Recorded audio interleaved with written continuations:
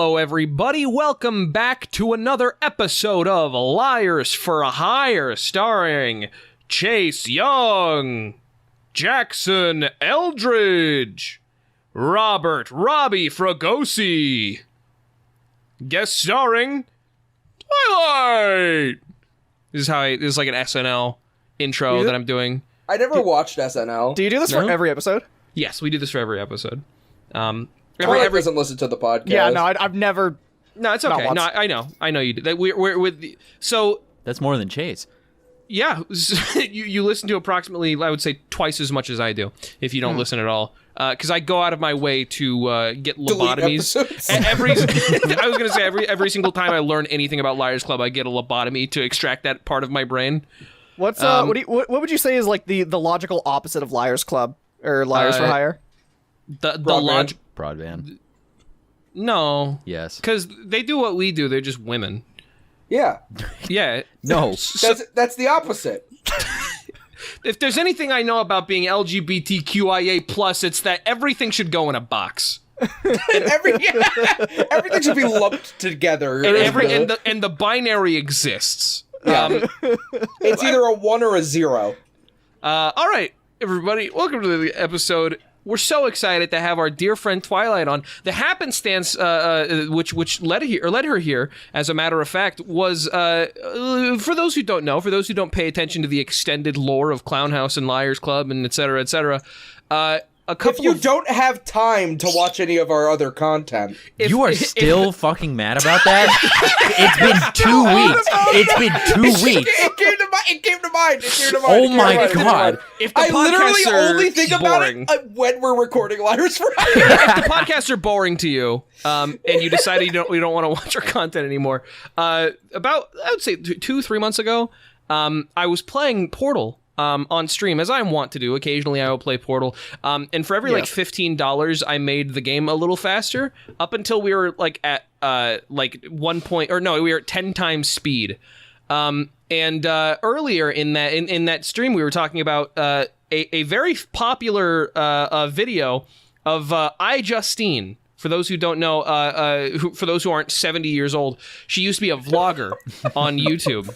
It's for you old folks out there. She got really popular on YouTube because she cried in front of an Apple store. Yes. I mean, I feel like maybe people would know her a little bit better now that she has a special shape on her Twitter profile. Oh yeah, she's super into NFTs now, which is why I feel okay making fun of her. She can stay around, but Jenna Marbles had to go. Oh yeah. Really? Why? Oh yeah. No. They all gotta go. You think so? Yeah. But Jenna Marbles was so funny and her dogs was so cute. You ever see a white woman with a big dog and you're like, she got that dog because she found it attractive? What the fuck? Jenna Marbles doesn't have a big. She has famously small dogs. Yeah, no, I was just thinking about that. You're just thinking about how women want to have sex with dogs instinctually. Like you know when it's specifically white women. Okay. When they get like huskies. Uh-huh. Or like a Great Dane. Oh Right. yeah. Okay. Yeah. And it's like you bought that dog because you're fucking that dog. Okay. Can I you end lost my me. Anecdote? Because people don't know why Twilight's on the. Your sorry. anecdote, and then I have a thing to say. So Twilight's on. I guess Twilight's on the podcast because Ijustine wants to fuck her dog or something. No. Twilight did the Ijustine challenge and did it Twilight first. did the Ijustine challenge. The Ijustine video that I was talking about was Ijustine being really bad at a very easy puzzle in Portal, where she took 7 minutes to complete one of the tutorial puzzles in Portal. And But hey, I made that's the why the Ijustine tutorial challenge. puzzles are there. Mm-hmm. And I said, tutorial, and I said, whoever does this first at 10 times speed with no slowdowns, you can be on Liars4hire. And within a couple hours, Twilight did it. Here's the thing: is while you were saying that, I had already been like, "Oh, this looks like I want to give this a shot. This looks like something I can do." And then you said that, I was like, "I'm booting it up." Yeah. And then immediately after my stream was over, her stream began, and she did it first try. It was great. Very impressive stuff. It was not I an didn't use a easy single feat. slowdown at 10 times speed. Yeah, exact. It was exact. You did it so well, and we're all so proud of you, and now you're on our little show. Isn't that fun and exciting? Incredible. Yes. Good job, Twilight. Back to this thing about white women wanting to fuck their dogs.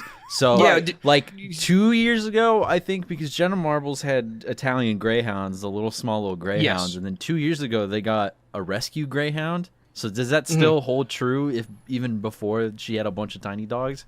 No, the dog has to be big. But no, Yeah, she got like a huge greyhound, like a racing hound. Well, let's get one thing straight. The dog's name is Bunny.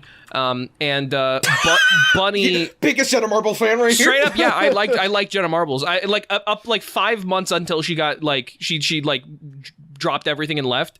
I was like getting into her videos. I was enjoying it. Why did Kermit. Jenna Marbles get everything and leave? Twilight just posted a picture of Kermit. I love Kermit, bro. Yeah, Jenna Marbles' most famous dog, who looks dumb. Looks dumb. That's so. On June 25th, 2020, Maury uploaded an apology video following accusations of blackface and racism. So, like, yeah. I'm not gonna defend her because I really don't know the situation. But some of those old videos were bad. Here's the thing. If Shane Dawson gets a pass, I don't see why Jenna Marbles shouldn't. He doesn't! He keeps coming back! He keeps coming the fuck back! He doesn't get a pass? What the fuck is that? He doesn't get a pass! What the fuck? Hold on. What the fuck are you talking about? He super doesn't! Oh, fuck. Here's a picture of Jenna Marbles in blackface. I want to make it... No. I want to make it abundantly clear to those at home, because some people can't tell when I'm joking. That was a joke. Okay, got it. Shut the fuck up. Yeah, I know. If people don't know, then like they're gonna be like, why did Chase say that? I want you to know that was a joke, and I know what I said. Attached is a picture of Shane Dawson doing blackface.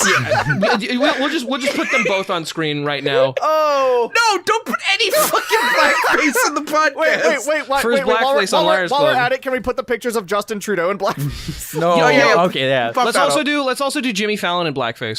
Mm-hmm. That was, like, the Jack Black in blackface. Robert Downey Jr. Robert Downey. Wow. There's so many people who did it, dude. Look at all these famous people in the past 20 years that have done blackface and have faced no repercussions except for Jenna Marbles and Shane Dawson. Yup. He's still around. Who? Shane Dawson. Robert Downey Jr. Robert Downey Jr. Jack Black. Jack Black. Jimmy Fallon. Jimmy Fallon. Justin Trudeau. Don't do blackface. This is your takeaway from this episode of Liars for Hire. Hey, really good lesson. Yeah. I want to give shout outs to the one listener who's listening right now. I was like, you know what? I was gonna, but like... I hate that I gotta keep reminding people. No racism in the comments. No racism. Come on, please. guys. I know. Look, it does. Keep it at home. All right. You want to listen? It. You want to be like Guys, Furiosa from Mad Max? Don't. It's rule number 7, guys. Come on. It's no like racism. Yeah, it's only 7th on our priority list apparently. But rule 1 is no backseating. No backseating. No spoilers. You know, despite how loud the beginning of this podcast has been, my dog is sound asleep right now. Oh yeah, she's used to screaming and yelling at this point. Oh my fucking god. Twilight, what do you do? Yeah, what do you do? Why are you here? I'd like to walk around my house and find pizza in the ovens. You have multiple. Oh, you do have multiple ovens. We've talked about this. Twilight lives in a randomly generated house that prioritizes kitchens, and sometimes those kitchens have ovens in them, and sometimes they have pizzas in them. Every day she wakes up, she has a new house to walk around in. That'd be awesome. Oh my god. That's why I'm so good at roguelikes. Dude, that'd be sick. You know the reason I like Isekai isn't because like I want to have magic powers and I want to fuck a million women who all like want me to have sex with them all at the same time. Okay. Right. It's because I like the idea of wandering into a town and being like, can I sweep up your bar? And they'll be like, yes, I'll give you a room in the attic. Like that sounds awesome, right? And 10 gold pieces for you. 10 gold pieces, it's not a lot, but it'll get you meat and bread. Like that's all I need, dude. I need meat and bread, not taxes. Play Skyrim. Not taxes. Yeah, you know what I mean. I do game development. Yeah. Really? Like what? Yes. What game do you develop? I'm making a little game called Rolled Out. You can buy it on Steam, $20. This little game is a big deal. It's got Clown Depot in it. Chase is in it. Yeah, Robbie's in I'm it. in it. Jackson's not in it yet, but he will be. Yeah. What? Okay, so don't you want to be an announcer? So here we go. We have Chase is the announcer. That's I'm true. the model. There has to be a Jackson level. Jackson, do you wanna help me you just- make do you- levels, don't you? On and off. A lot of this, I get really anxious lately with 3D projects. So like a lot of the levels that I was making for Roll That, and I was gonna show Twilight, I went, "This is bad. She's not gonna like it. She's gonna hate me if I show her this." I have a running crack theory that Jackson's never actually made a level and is just playing a big prank on me. I would not do that. I believe that. Jackson, I have horrible anxiety. let's yeah. get you a level in the game. It's a marble roller. It's a little marble roller. There's a animal in a ball on a level. You start at a place. You have to go through it, and you have to go to the goal. And the levels go crazy and fly all over the place sometimes. I think Jackson, if you drew on graph paper what the level would be, and then like you made little models for like all the little like traps and tribulations that the hamsters got to go through. The horrible emotional trauma that they have to endure, like just watching their dad die in front Morris of is them. a rat. Excuse me. I'm sorry. I'm so fucking sorry. I'm sure Twilight will model it in literally 5 seconds and then put it in the game. Easily. Here's the thing. Probably. When it comes to level design for Rolled Out especially, the hardest part is coming up with a good idea for a level, because frankly, I'm more fluent with Blender than I am with the English language. I can fucking bang out any shape in that program in 5 minutes. I opened up Amazon and I'm looking right now at Marble Genius Marble Run Extreme Set, 300 complete pieces plus instruction app, 181 translucent marbulous pieces plus 119 glass marbles, and that's for $30. And look at this. Like, I could make Rolled Out in my living room. Yeah. That would be awesome. Probably. So you don't even need to buy the game, is what you're saying. Well, it's cheaper to buy Rolled Out. It's cheaper and more efficient to buy Rolled Out, because you don't. And here's the thing about Rolled Out is that it's gonna have online multiplayer fairly soon, and then you'll be able to roll around levels like this with your buddies instead of having them to come physically over to your place to put marbles in your little contraption. Yes, this is so. If you wanna do build a marble set with your friends, but they're maybe like in the UK, or in Australia, or like China, or Brazil, or Why do you only apologize for the UK? Because that's just an unfortunate place to be. Fair enough. But if they're anywhere and they, hey, $15, not as expensive as a plane ticket, or yeah. So $15 is better than 15 cucks. That's what my father used to say. why would you say that? I have a question. Yeah. Yeah. Based on the name alone, what is a lamer place to live? The United States of America or the United Kingdom? United States of America. United States of America. It's like kind of lamer, right? United, yeah, because like United Kingdom, like you're gonna think like, oh, knights and swords and dragons, Yeah, you're right. But that's when we flip the script on them, and everything sucks there. Well, everything sucks here too. Now that I think about it, it's just bad everywhere, man. Yeah, it's bad. Places are pretty bad, except for like Sweden. But like, fuck those guys. Yeah, it's like they don't even feed people when they come into their house. They don't.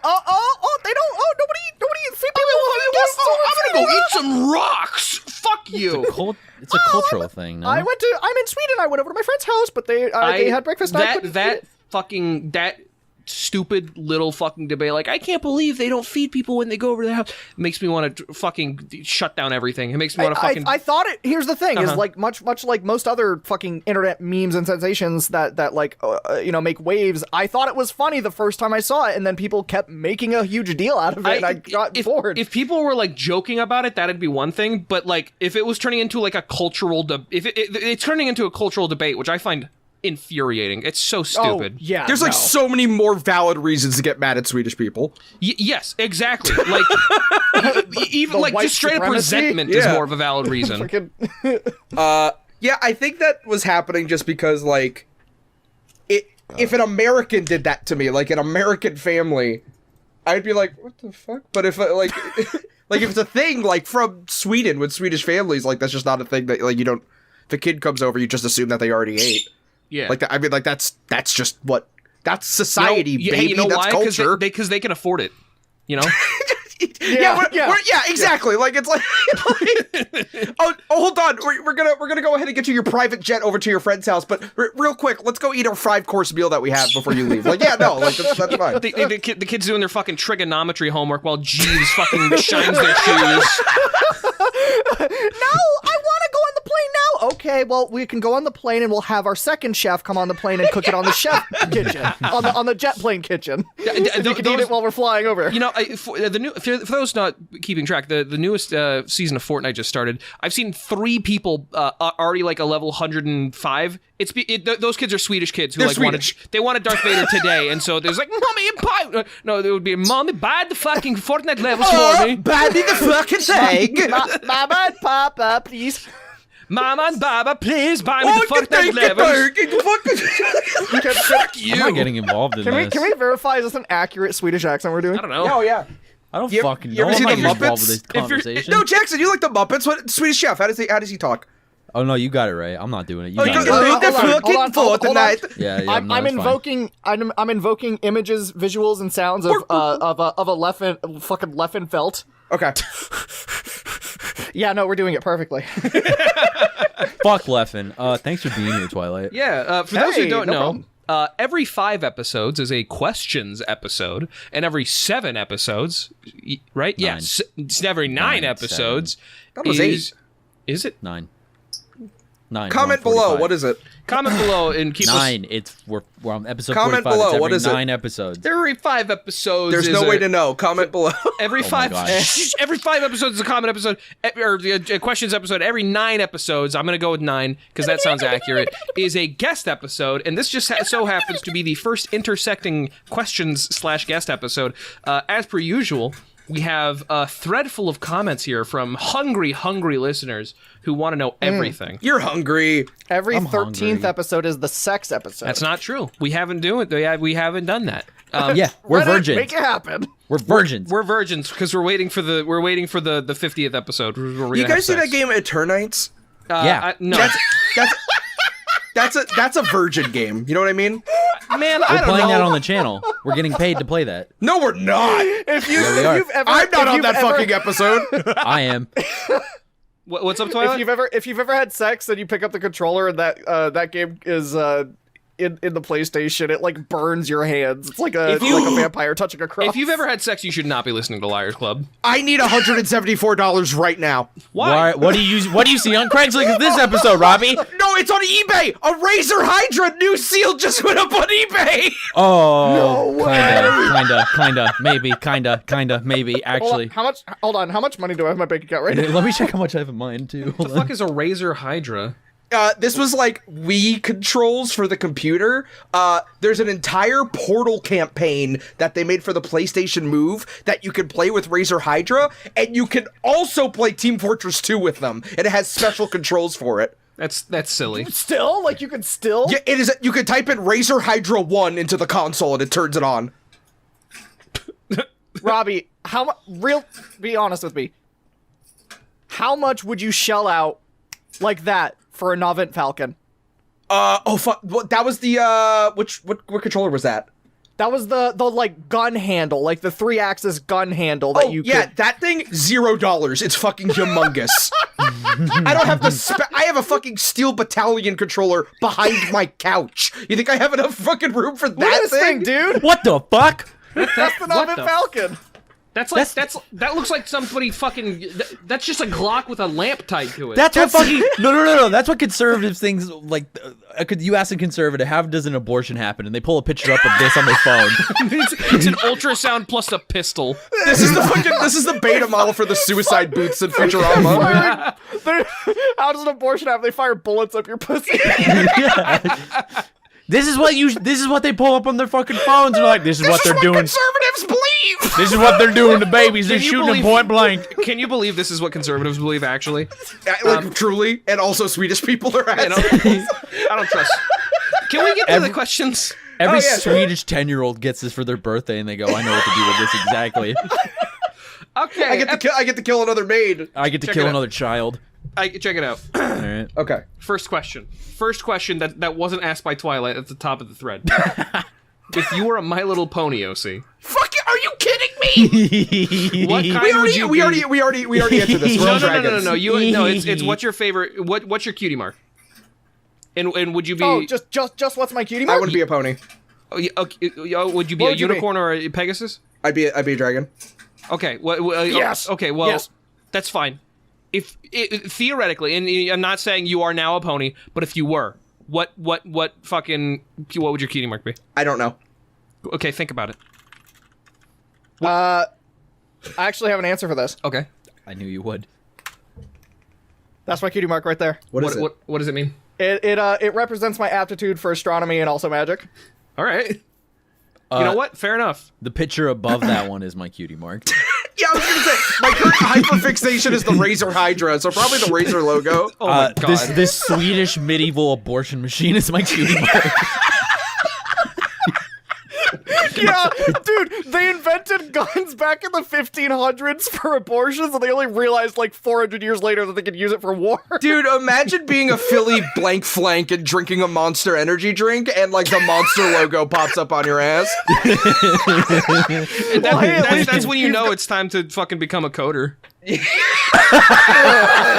Gotta download fucking Python scripts, I guess. Gotta get Notepad++ downloaded. I'm gonna fucking kill I'm just you. gonna leave the Amazon link in the comments for everybody to go buy what they need. So I think mine would be a gaming controller.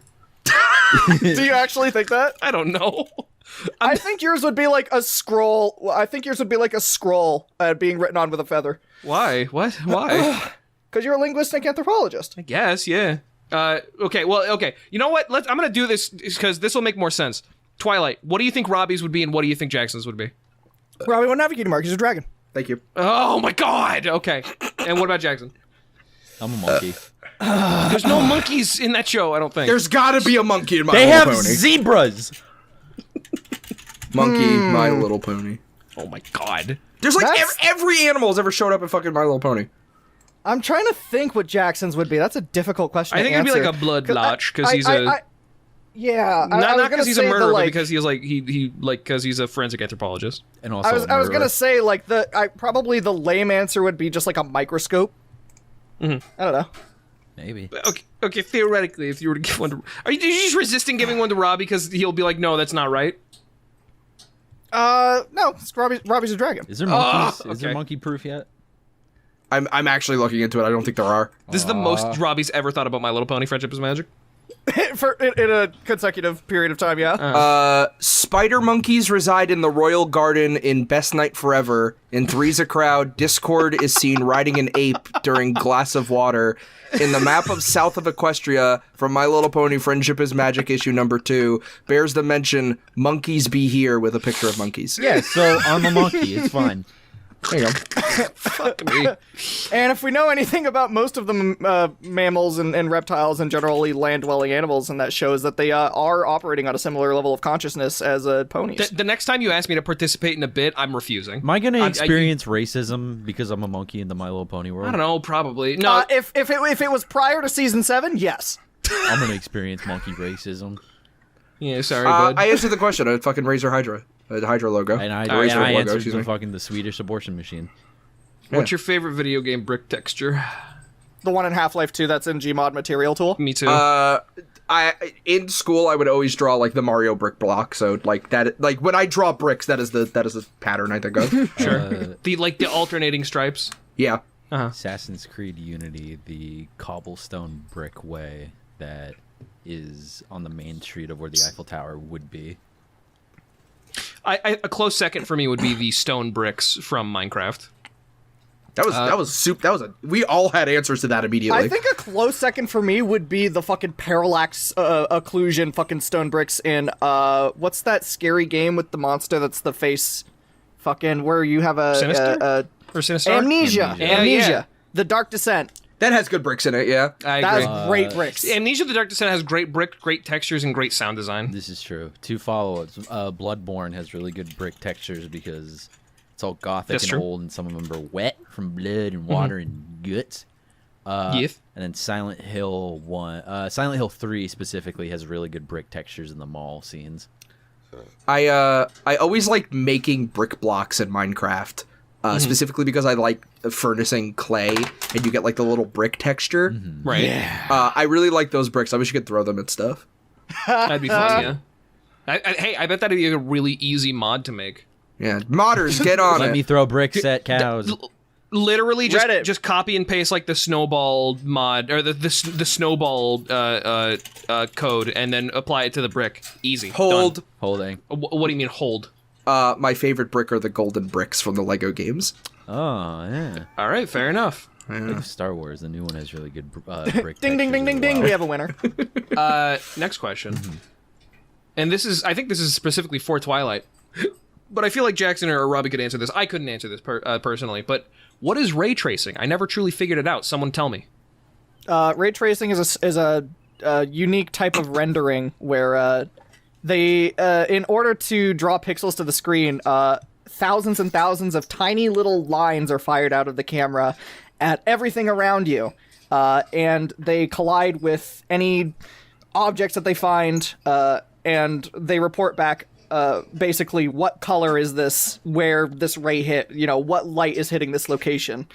And it's way slower than traditional rendering rasterization because you have to fire out these tens of thousands of rays that each have to do like collision detection. You basically what it says it's light simulation. It's like every aspect of simulating light. It's like photons. Like Yes. in real life, it's like photons. Yeah. That's what I'm getting. I didn't know that previous to you saying that. I was just trying to phrase it differently. It's the latest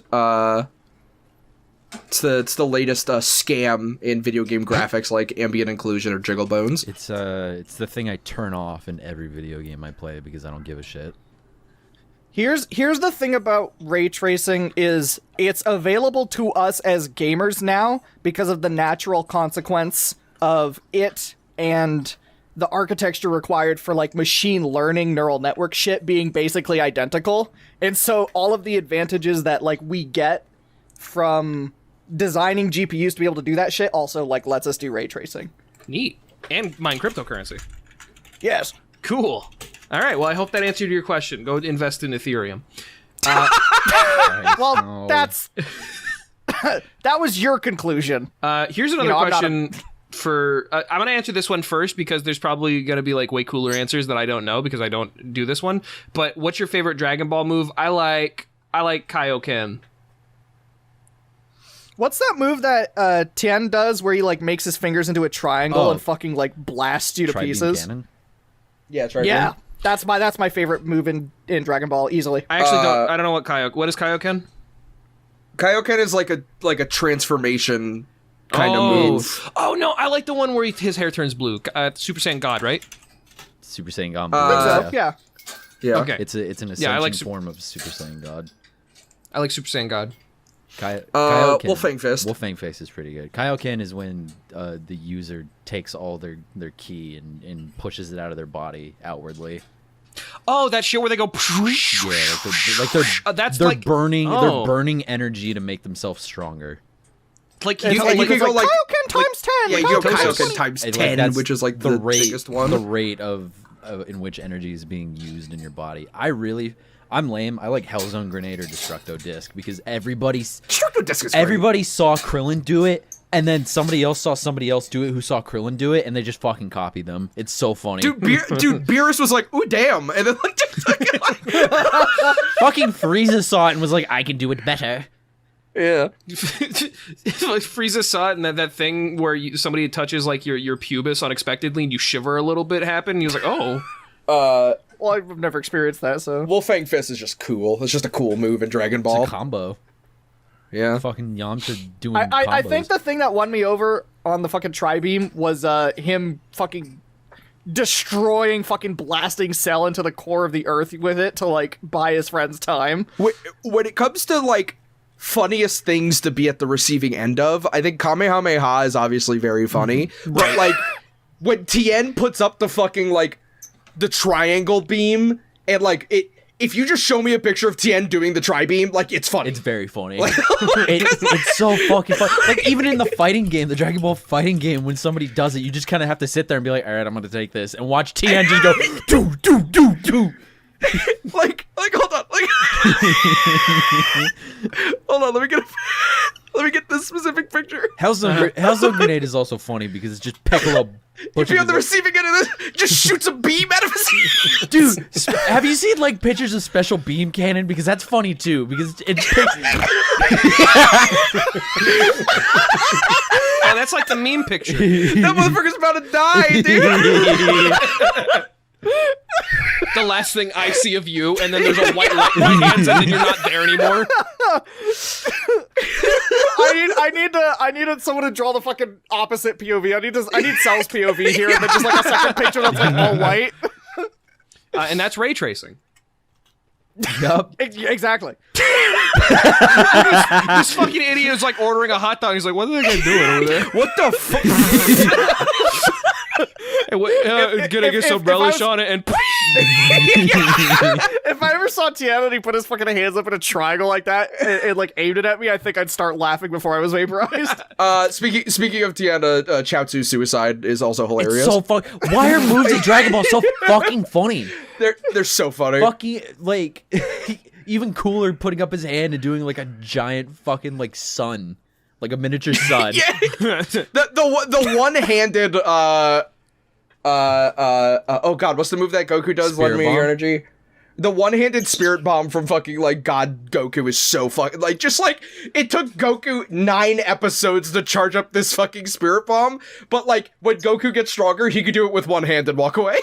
I I never really thought about it, but like in theory, just like on paper, the idea of me putting my arms in the air and screaming and a big ball happens, like that's really funny. It's funny. Yeah. Dude, special beam cannon is still so fucking hilarious because it's a fucking spiral that comes out of your 2 fingers. You point with your index and your middle finger together and it just goes. Just go like my balls. My balls. No, fuck you. Hey, I have a That question. shit killed Raditz, bro. And Goku. I have a question. Yeah. Mm-hmm. What do you think contributes to a game feeling good to play? Aesthetic things like sound design and animation are obviously very important, but in your experience, what is there in the raw gameplay mechanics that makes a game feel good? I know the answer to this. I have an answer to this. My answer to this is I think that it might sound boring, but it's the ones and zeros and the 1.065 fucking setting and the 2.653 setting that the game developers make when they're getting the feeling of the game to move around just right. The difference between a 1 and a 1.05 can mean a game feeling janky or a game feeling like good to play. That's why you always hear about like how Miyamoto, like he just had a big blank room to run around and to make the movement feel good in Mario 64 before they moved on to anything else, because that in and of itself, like when you forget the controllers there and it's just you in the game, that's when a game is really, really good, I think. It's 3 things. Okay. 1, how long it takes for your character to respond when you press a direction on the pad. 2, how long it takes for the character to jump in the air when you press the button. And B, the animation and camera follow-up that happens when you do both of those actions. When you press up on a controller and your character is facing the camera, what they do there is so dependent on what makes the game feel good, how long it takes for them to turn around, how long it takes for them to get into a full sprint, how long it takes for the animation to turn around, if the animation turns around or they just turn, like it being tank controls, like there's so many things that goes into that. And when you press the jump button, there are some games that have great movement and dog shit jumps. Like if a game feels good, you're going to be jumping everywhere just because it feels good to jump. That's true. I think that in that realm of thought, it's not those things need to happen immediately. I think it has to feel intentional the way you're moving. For example, a game that might be kind of considered awkward to control is like Red Dead Redemption 2, but everything in that game like is intentional. All the movement in that game is intentional. I think Red Dead Redemption 2 feels good to move around in, even though it's not like an immediately intuitive thing to do. That's an example of like, I'm not talking like fucking, Mario moves where you press the A button and a frame later you're 10 feet in the air. It's just like it has to make sense. That is my interpretation of what Robbie just said. I feel like the difference between like a game like Super Mario 64 and a game like Red Dead Redemption is like Mario 64 is like using a skateboard and Red Dead Redemption is like using a 3 articulated power tool, like a fucking like what's the giant like claw machine? A UFO machine? UFO like a bolt, like one of those big cat machines. Yeah, that's fair. There's so many more controls and so many more nuances that goes into moving your character in Red Dead Redemption 2. But what's in that can? It's Dr. Dynamite. Please continue. But it allows you to do so many more things in reaction to the world that like they kind of have to be there. So the game does work well in that scenario, just because of how the world reacts to your character doing all those things. When you press up in Red Dead Redemption 2, your character will sometimes wave their hand at the character they're looking at and then slowly turn around so that they can move their other hand up to open the door and then take out their gun, which you haven't put away yet. And then you walk down the stairs at different speeds with the camera zooming in and out in different locations. Obviously, way, way more intricate, but it does result in you feeling more immersed. Yeah, and being in the game world, yeah, and also larger margin of error. But it's important when getting those intentional controls down to really fine tune it.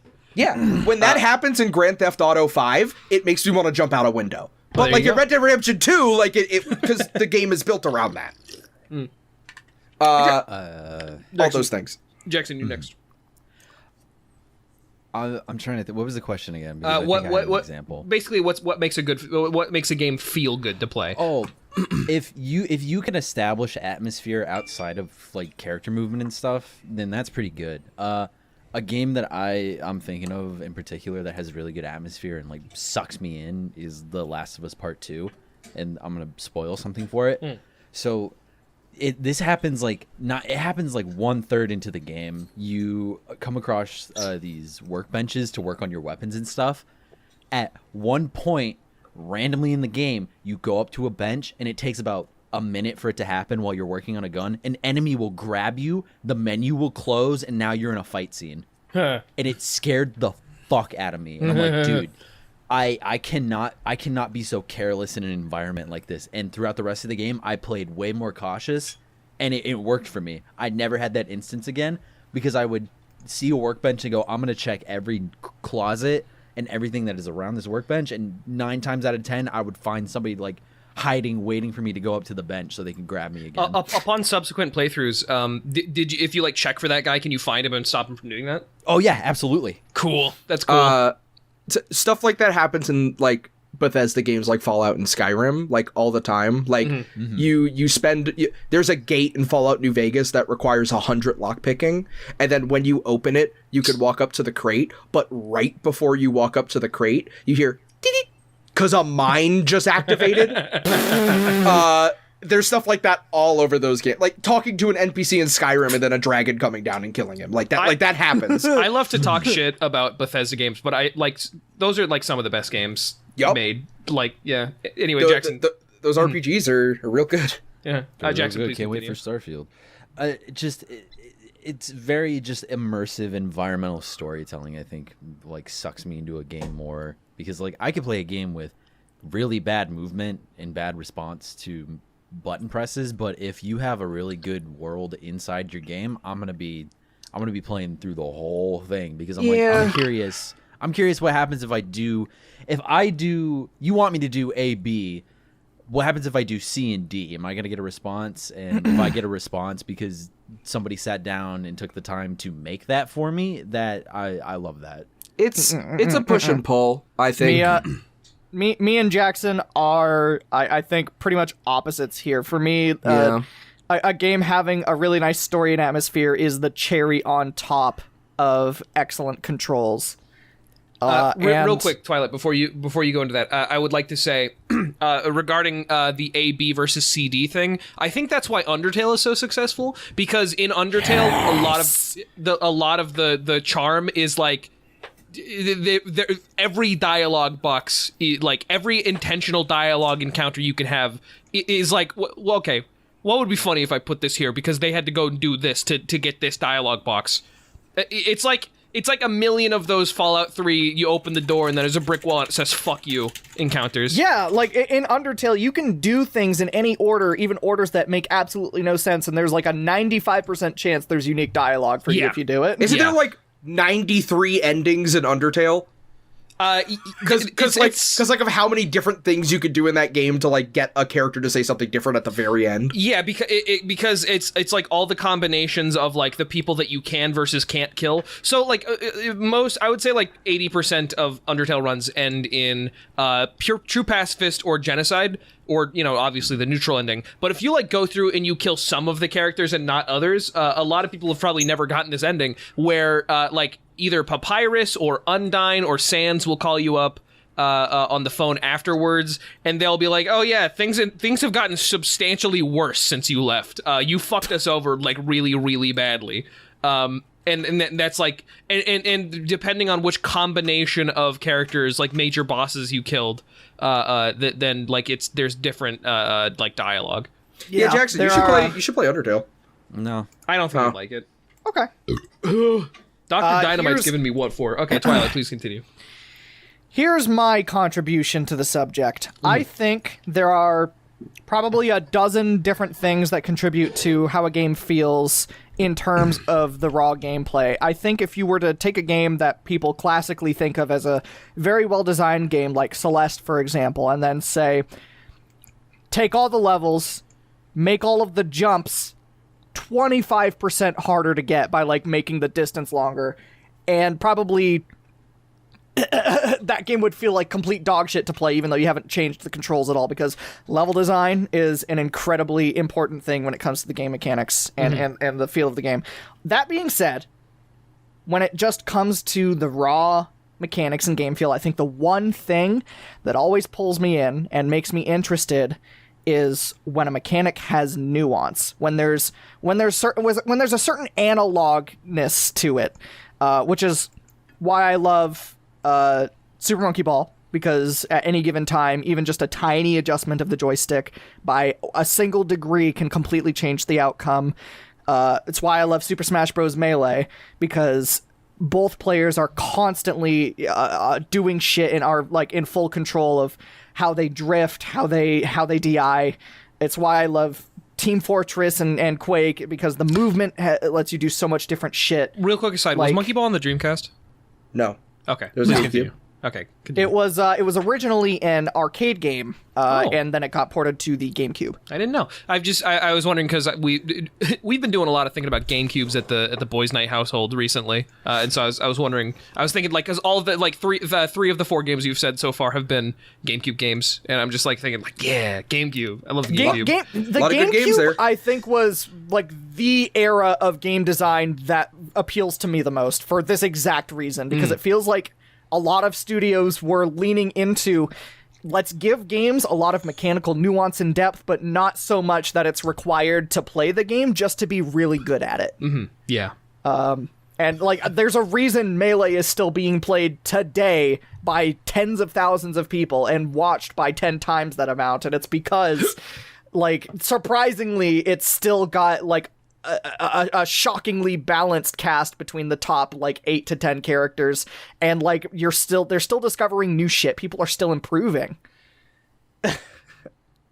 That's the shit I love in a game mechanic. There you go.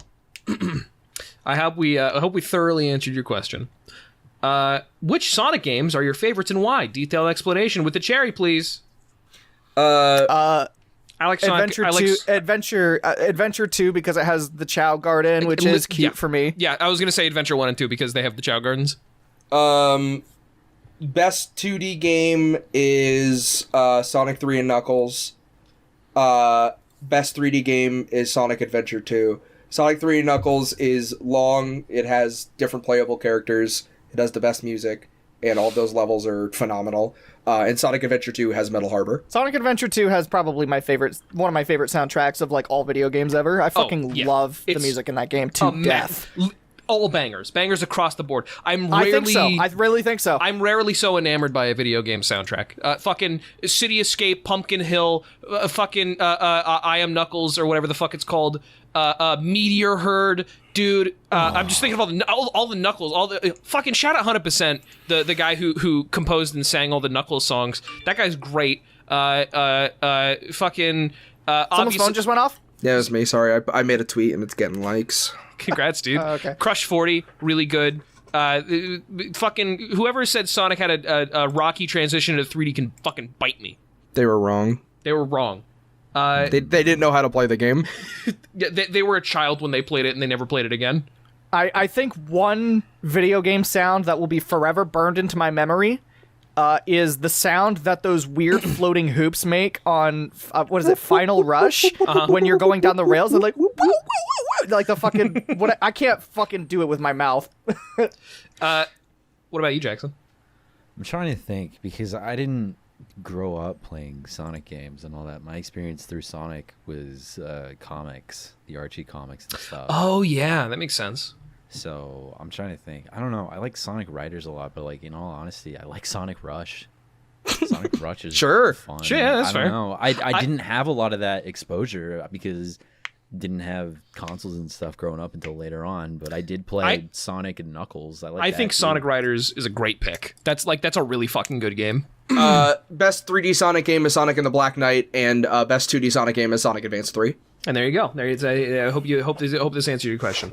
Yeah, all the things we were saying before were opinions. That's the objective fact. Yes, I'm glad we could all come to this consensus. Never got better than any of those.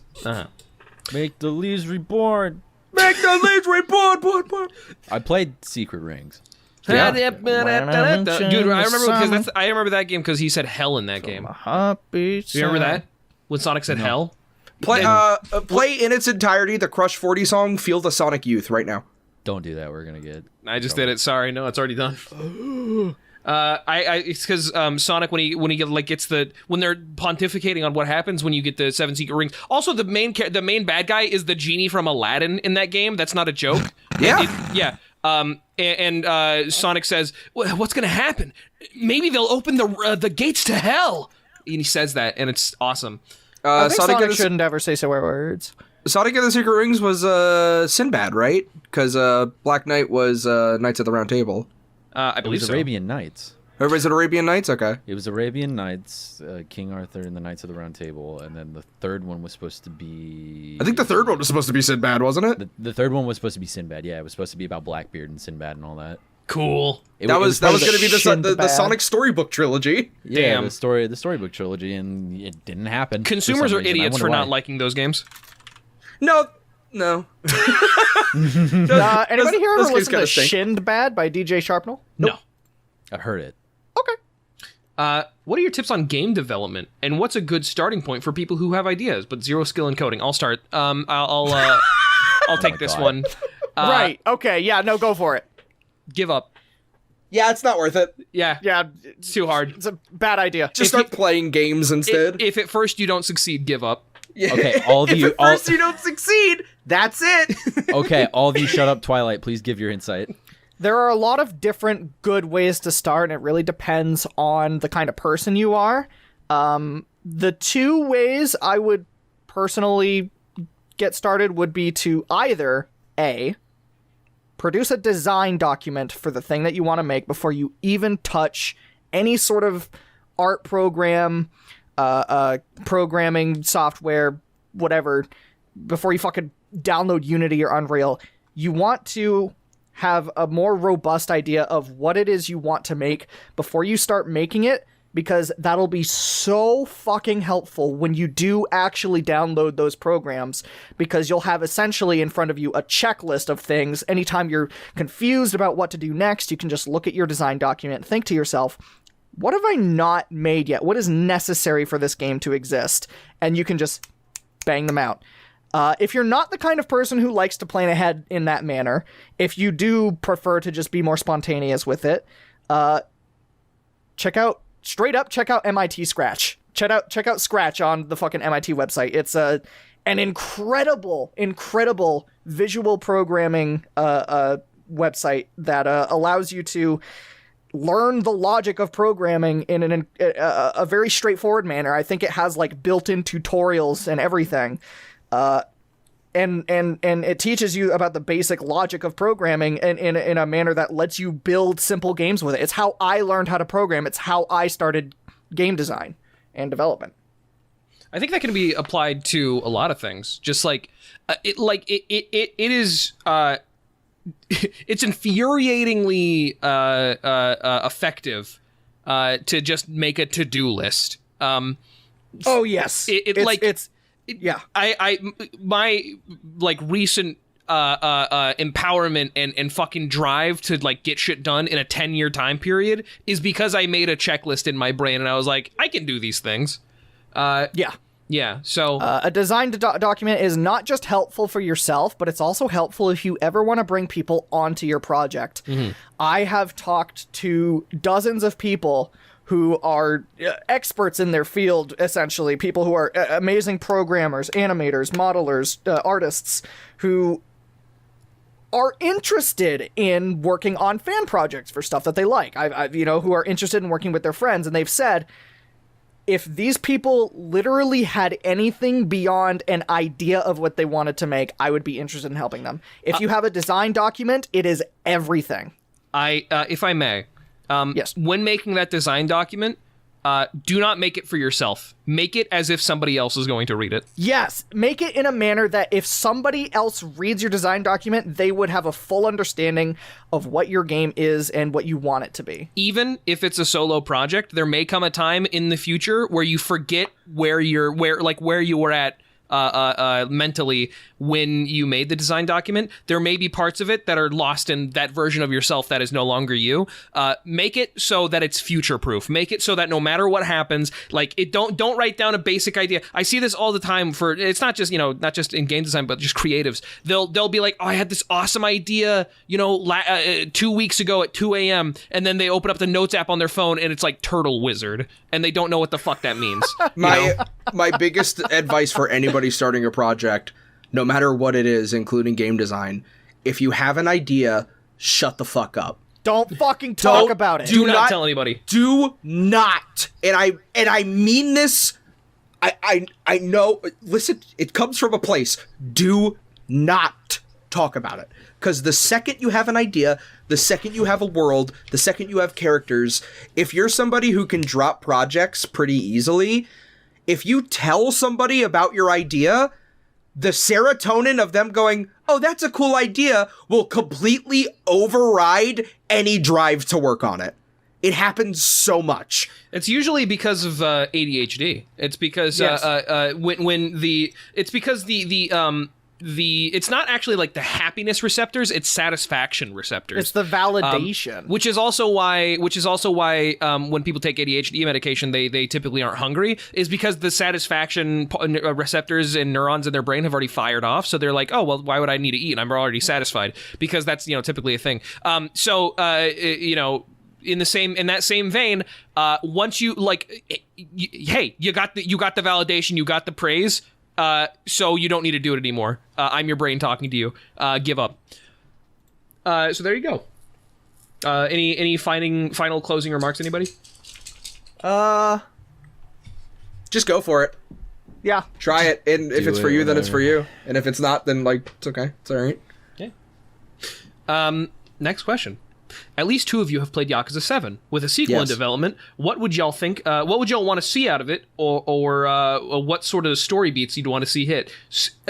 Do you mind if I mute and go masturbate while you guys talk about this? Yeah, go for it. No. Do you mind if I deafen because I don't want to get fucking spoiled? I'll keep it simple. I just want them to make more of the same, baby, because it was really good. One of the reasons why I want to play the Yakuza PSP game so bad is because it follows a different story from the established canon that we have. And I think one of the reasons why Yakuza 7 worked so well was because it was just completely new characters in a completely new place. And I think some of its weaker parts is when they retreaded old ground. introduce like brand new characters, brand new worlds, brand new places for you to run around in. I think that's why Yakuza 6's town worked so well. I think that's why Yakuza 3 worked so well. Just like establish those people and establish that world and those interactions with characters within Yakuza, and I think obviously you can make something special there. Lower the stakes. I always say this when it comes to video game stories. Like make it a little bit more humble. We don't need like especially from like Yakuza 4 to Yakuza like 6 like world ending terrorist foundations. Like we're good. I adored in how in Yakuza 7, for those who don't know, Kiryu is like this big scary legend Yakuza, like who everybody's heard of in some shape or form, or everybody's been affected by, and then to follow that up, Ichiban Kasuga, the main character of Yakuza 7, is like a grunt shitty nobody that nobody gives a fuck about. Yeah. And I love that. That's awesome. He just happened to be this guy who got into a shitty situation and was thrown aside because of it, and he just wanted answers. The entire thing is because he wants personal satisfaction. He wants to know what happened to him. Like those are the stakes, and I think that's enough. That's one of the best parts about the story of Like a Dragon. But yeah, I mean the Yakuza series has always been really strong, and I think a lot of that had to do with the director of those games, and now he's gone. So I have no hopes or no satisfaction with knowing that another Yakuza game is coming out, because it's most likely going to be bad. Damn. Even if Ichiban's in it? If it's a sequel and Ichiban's in it, that even makes it worse, I think. Oh, man. Ichiban's story was like, I'm not going to spoil anything, obviously, but, like, I feel like they put such a nice bow at the end of the new Yakuza game. Like, if you were to be like, Ichiban's back, and he's got a scar and a gun, like, I don't want that. Like, yeah, now he's mad! Like, I don't want that to happen. He's looking for revenge! Like, I don't want, like, yeah, like, we don't need that. And to the two of you who haven't played Yakuza 7, play Yakuza 7. You bought it for me, and I still haven't finished it, and I feel bad. It's a good game. Maybe someday. Why people buy me things. I hate RPGs, and it was one of the best games I played that year. What's a trimp? Trimp is whenever you convert your horizontal momentum into vertical momentum by hitting a slope, or vice versa. Okay, and by extension, is it possible to reverse trimp? Yeah, that's just called a trimp. Yeah, no, well, you can't reverse trimp, but it's just trimping. It's like a reverse trimp, yeah. Great, all right, asked and answered. Very good. Can I guess? Can I guess who asked that? Yeah, go ahead. Hey, Maverick, shut up. that was Maverick, yeah. Think of it like, Think of it like a reverse trimp. you know, like when you were a kid and you were like, you used your fingers to like be a ninja running next to your car, and you know the move where like the ninja would like slide onto a platform and like boost off of it and like do something else. That's kind of what trimping is. Favorite game console? I like GameCube. I think I like the Genesis is pretty good. Follow GameCube Liker on Twitter. The GameCube is the best console ever made. Super Smash Brothers Melee, Pikmin, the Pikmin series. It's Sonic Adventure 2. It doesn't matter Kirby it was Air Ride. on the Dreamcast. Who fucking cares? Billy Hatcher Kirby and the Air Ride, Giant Sunshine, Egg. Billy Hatcher. Kirby Air Luigi's Ride. Mansion. A recent game I just found out about the other day. Gotcha Force. So fucking sick. Goddamn Luigi's Mansion at launch, dude. Are you kidding me? How did they fit so many good games onto that little disc? Because it's God's favorite console. That's why there's a handle on it. Most impressive chipset for any of the systems that was out at the time, bar none. It was so good that they used it for the next console. Yeah, there's a joke that a Wii is just two GameCubes tied together, because it basically is. It's just like a Wii with overclocked CPU and like more RAM, and it carried it through two generations. Not even a contest for the controllers at the time. Best controller, Easily. still maybe top 3 People controllers still ever. use the GameCube controller yeah. today. Yeah. It had maybe not compared to the PlayStation 2, which had the best video game launch ever.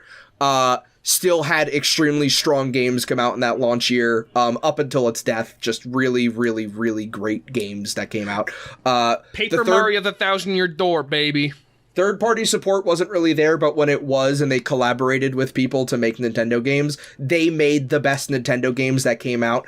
For example, F-Zero being helped by Sega, Metroid Prime Super Monkey Ball and changing the F-Zero. entire like path of first-person shooters on consoles. Super Monkey Ball 1 and 2. Well, Yeah, I'm just talking about first-party Nintendo Oh, games. yeah. Star Fox Assault being like one of the best stories that was ever told in that format. Star Fox Adventures, which is what it is, but it's still a really good RPG. Just like phenomenal like collaboration done by Nintendo during that time. Some of the best games that ever came out on that console. Yeah. Or that came out from those series. I mean, like Mario Sunshine, obviously, Paper Mario Thousand Year Door. The GameCube came out in the middle of the lost decades of Japan, and it's around the time that Japan's nihilism stopped being nothing matters, it doesn't matter, to nothing matters, let's party! And it shows in the GameCube. Two of the most polarizing Zelda games until Breath of the Wild, Wind Waker and Twilight Princess, come on, both come lived on on. the GameCube. Those were Come GameCube games. I consider the Wii an extension of the GameCube, so I would like. I'm also going to include all Wii games in the GameCube's library. Yeah, just like with the Switch, I include all Wii U games. I mean, like, honestly, yeah. Fucking, like, Twilight Princess, fucking Super Mario Galaxy was originally going to be a GameCube game, wasn't it? Or some no, it wasn't. I'm thinking of something else. Has the best ways to play Pikmin on the Wii. I mean, hey, some of the best ways to play GameCube games are on the Wii, which is the GameCube 2. So Metroid Prime especially. yeah, God. the GameCube is more like the Wii than the Wii U is like the Wii. Do you know the GameCube is going to have 3D on it, like the 3DS? Really? What? Yep. Yeah. Cool. Like Luigi's Mansion specifically was going to be a 3D game. That's nuts. The GameCube is the best console ever made. I didn't have a GameCube. What's your favorite console, Jackson? PlayStation What's your favorite 2. console? That's second best pick of that generation. I like the PlayStation That was- 2. That was probably like one of the bbest generations of like PlayStation 2, Xbox, GameCube. Like, Oh yeah, I mean, not to mention the PlayStation 2 is like one of the highest selling consoles of all time. Like the PlayStation 2 like did fucking gangbusters in Japan. Like it has one of the most diverse lineups of any of the consoles of that generation. It has some of the most memorable and unique IPs. I fucking oh god, there was a game on the PlayStation 2 that it was like one of those Monster Rancher games. I completely forgot what it's called, but I remember playing it as a kid and for the first time in my life being like transported. You know what I mean? I think it was called, oh my god, what was it called? Like it was called like Adventure Island or something. But I remember playing that and just being utterly enchanted as a kid. The PlayStation 2, it's not my favorite console, but it holds a special place in my heart. Wasn't the Wii so tremendously overwhelmingly successful that even to this day there are still like a couple studios making new releases for it? Like I thought, don't Just Dance games still release Just on the Dance Wii? 2021 came out on the Wii. That's fucking awesome. It's because it's still used in like retirement homes and stuff. Yeah, and then I think this was just like a marketing thing, but the people who made Retro City Rampage released a version of it on the Wii and all that. That's cool. didn't like Netflix shut down on the Wii like 4 years ago?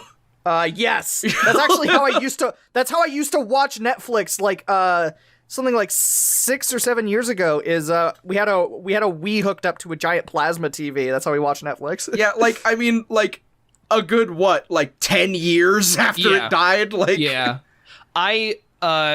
Not to mention the virtual console, the best way to play retro games up until they killed it. And they didn't bring it back because they realized that they were basically giving away free money. The GameCube and the Wii, which is the same console, is the best console. Yes. And there you go. good follow-up is the Sega Saturn. Cool graphics. I think original Xbox was cool if only because of its BIOS. I think original Xbox was cool because it was like the biggest controller ever made by man. That too. Halo, baby. What's the most used key on your keyboard? Mine is escape because I'm so scared and I want to get out of there. Space. Yeah, probably like spacebar. DFJK because those are the keys I used to play Stepmania. Fair I enough. can actually tell you right now. I can't even see it because I've pressed it so many times and the light is dead under it. But whatever, I have a numpad, so whatever the key is under the numpad 3, that's the one I use the most, and it. That's period, baby. Yeah, that thing's dead. Oh, there you go. What's the playlist you're most proud of? And they left this one very vague. So, what's the playlist you're most proud of? Doesn't matter the medium. Doesn't matter if it's something you made or something you curated. What's the playlist you're most proud of? My stream music playlist. I used to have a playlist on Google Music that was just my thumbs up whenever I listened to music on Google Music, and I got like so many songs from there. Since they got rid of Google Music, my next favorite playlist is songs I heard on KEXP, which is a playlist of songs that I heard on KEXP. It's fair. I also like the video playlist on Bootek. Oh, Video Anthrax. That's a great playlist. It's Yeah. a very good playlist. Back in college, I made a skating mix because I would always have like an hour or two between classes, so I would just throw that on and skate around. Oh, that's fun. You should send me that sometime. Mm-hmm. The playlist I'm most proud of is the Ultra Despair Boys playlist, because obviously that's how I got the closest to some of my closest friends, and also I feel like if I were to like do anything, like if I were to put anything that I've made on a DVD, I think it would be Ultra Despair Boys. Cool. Yeah, I think that's the closest I've got to a complete, full, fully fleshed out, fully realized series, open and shut. Custom thumbnails for all the series or all the like the games that we played. I'm very, very proud of that playlist. So there you go. Epic. You each have the opportunity to make a special limited time only McDonald's meal. The Chase Young meal, the Robbie Dude meal, and the Lumberjack 2-on meal. I don't know why it's not the Clown Depot meal since you used the... Anyway, what do you each bring to the McDonald's menu? Will you order... I feel like we've done this already. We made a Twilight, Liars what's your meal? What's my meal? What's your Yeah. meal, Twilight? So I'm making a McDonald's meal. Yeah. Yes. You get the Twilight meal from McDonald's. What's in it? I've done something similar where I made custom meals from different locations, not McDonald's, but like I've done similar things. But yeah, Twilight, the guest, what do you think? 50 individually packaged chicken nuggets and a medium Coke. It's the I hate the world meal. The fucking They're, meal. fuck they're yourself. all wrapped. They're all wrapped in that fucking like slightly see-through rough paper. I don't know what it's Wax called. paper? It's the service workers are below me meal. I'm gonna Yes. try. Okay, I'm gonna try to remember what mine was. Okay. So everybody at home, test me if I think that this was the meal. Text me if it's wrong. It was a medium chocolate shake with a cherry on top, a spicy McChicken with cheese, and a McDouble. I think that was the Robbie meal. And we're gonna put Robbie's phone number on screen right now, so if they were wrong, you can text or call and let us know. Easily. You can go ahead, if I got any of that wrong, go ahead and text 785-915-1169. There you go. I'm not gonna try to guess mine because I don't give a shit. Okay, well, Sick. Yeah, it's already recorded somewhere. Go find it. Let's see. In y'all's opinion, what's the most important advancement in video game graphics in the past decade, e.g. ray tracing, fluid sims, etc.? Also, what's the best current controller? I think important graphics advancement that's an oxymoron. it's a worthless category. Yeah, no, sorry. Once we figured out how to draw 1 million triangles per frame, that's like the last thing we needed. Yeah. I like fluid sims because it makes 3D animated porn better. I think cloth physics go a long way. When it comes to video You know game, what? Actually, yes. when it comes to video game graphics, like when I think of things that are essential and things that didn't exist back then, I turn off motion blur. I turn off anti-aliasing. Easy. Like I don't need a super high resolution. If it runs at 60, obviously the standardization of 60 frames per second in video games I think is a big deal as well. Yes. Cloth physics I think go such a long way. Those can be faked through animation. So it's not not super needed. I think shadows go a long way too. Half-Life 2 really like proved that dynamic shadows are like a big deal. Do you want to know something funny? What? Super Smash Bros. Melee had dynamically simulated cloth. Brawl did not. Yeah. So in Melee, Ganon's cape, Peach's dress, and a number of other things were like actually physically simulated. And in Brawl, it was all just directly animated into the moves, and that's why those things like felt less fluid in that game. Neat. Yeah, just off the top of my head, like cloth physics, I think are great. 60 frame, the standard being 60 frames per second, I also think is very important. You remember when they added jiggle bones to Source Engine? They use it on like the fish and the Durati and shit. Yeah, that was huge too. I mean, jiggle bones obviously is like also like. I mean, that's also another physics simulation. Real time. Well, it's not really. It is physics, but it's not. It doesn't really have anything to do with the physics. It's engine. extremely simplified. Yeah, it's more a rendering trick. Mm-hmm. But yeah, probably those. I don't give a fuck about like ray tracing or ambient occlusion or motion blur. Oh yeah, we we already fucking shit talked that entire thing. I remember being very, very thoroughly impressed with the cloth simulation in Elden Ring and how the surprising degree of like fidelity that it added to the character animation that I'd not really seen in a lot of other games. Yeah, I two more things. The advancement of facial animation technology, obviously Half-Life 2, and even Half-Life. But like even like Red Dead Redemption looks beautiful. I think that stuff is super important. Hair as well. I've said this once and I'll say this again. That was all animated. That wasn't physics.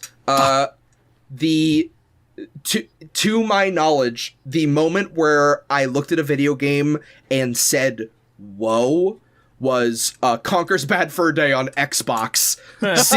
Seeing Conker's fur was like the whoa moment for me. Like that was like, wow, we have come a long way.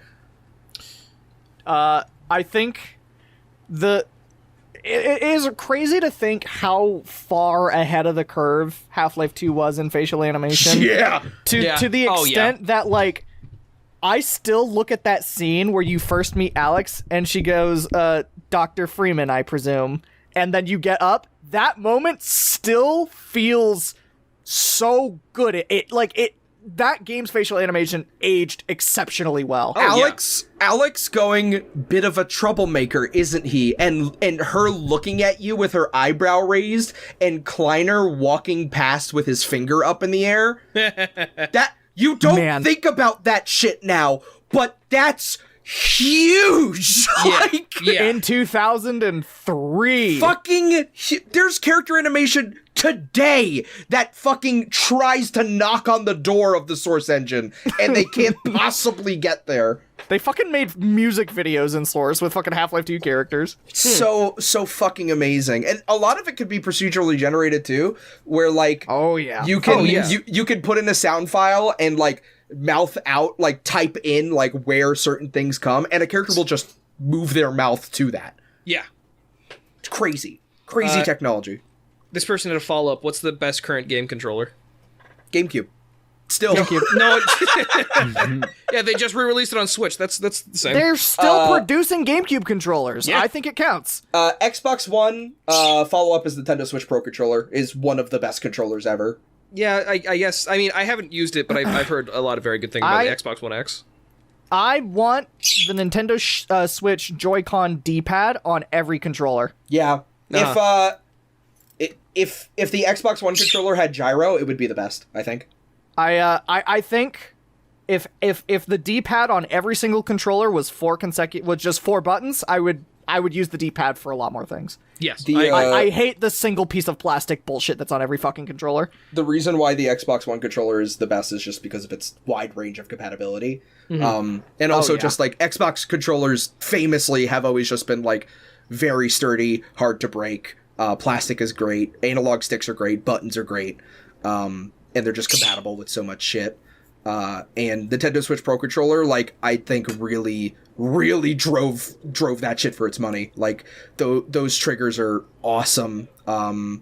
I don't The like face the- buttons and the D-pad are great. The analog stick is amazing. This might be sort of a minor gripe, but for the Pro controller for the Switch, I do not like how the back bumpers. I don't like how there's not like a range. It's just like a on and off click.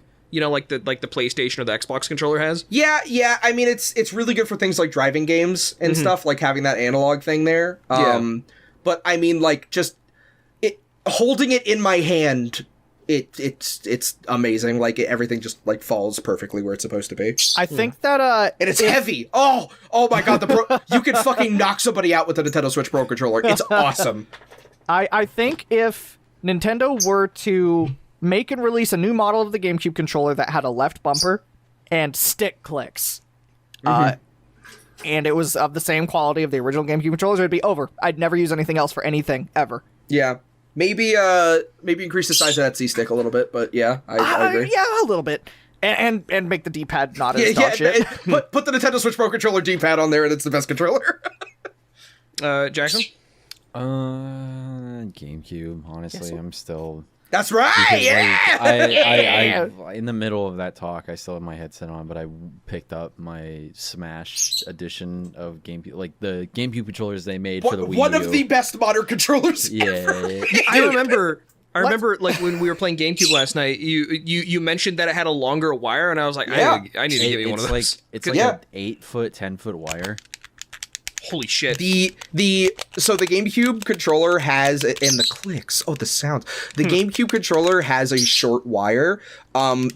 In Japan, they released a white controller for use on the Nintendo Wii that had that 10-foot wire. One of the best controllers that ever came out. It was only for Japan, so you had to import it. When they re-released that kind of controller with modern chips for the Nintendo Wii U for Super Smash Brothers, one of the best re-releases of a controller ever. The JP White to this day is the most sought after and most expensive model. Yeah. Hey, here's another question. Here's a fun question.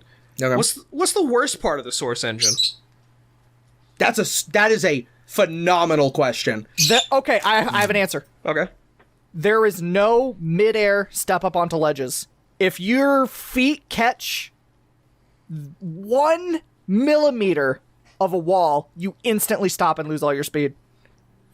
Netcode. Yeah, netcode. No, you really think that? It's very antiquated, groundbreaking, but like very antiquated. It was groundbreaking, think, and then they've been writing that since 2003. I think that with the default settings, the netcode is pretty bad, which I think is a fair reason to call it bad. That being said, if you fiddle with the settings or you just download a config, I think it you can get it feeling pretty, even to today's standards, pretty good.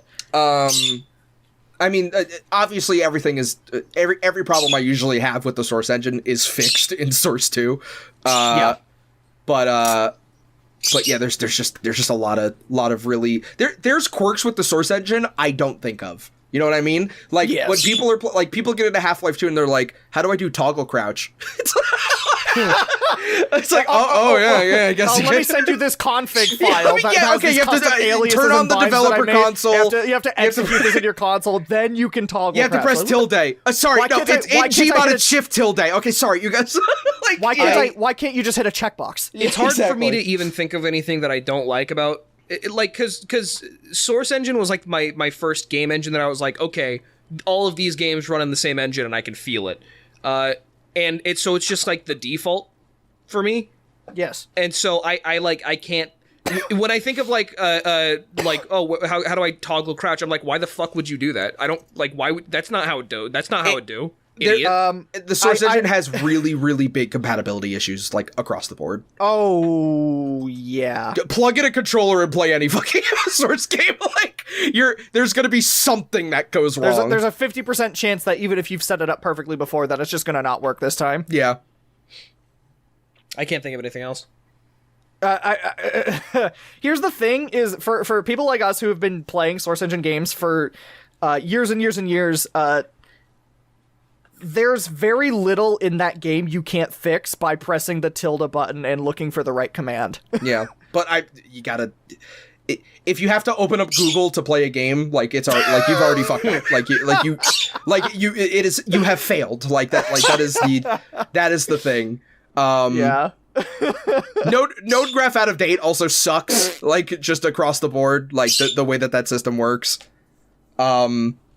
Like if you play Half-Life Source today, it's still gonna say that on some maps. Like it's hard to talk shit on the engine that completely revolutionized so many things about PC gaming, like especially the modding scene. Like, yeah, it's just very antiquated now compared to a lot of other first-person shooter engines. Fucking Unreal. You have a question. Okay. What in the Sam Hell Christ is a video game? Well, I'm so glad you asked. Because our job actually pertains to that. And I think it's about time we actually have an expert, a double expert, because we're experts too, but this one's a double expert. Twilight, would you like to join us as we go to our job today? No. Please? Too bad. Get in the car, I don't care. Oh god, somebody help me! Welcome to Cool Games Inc.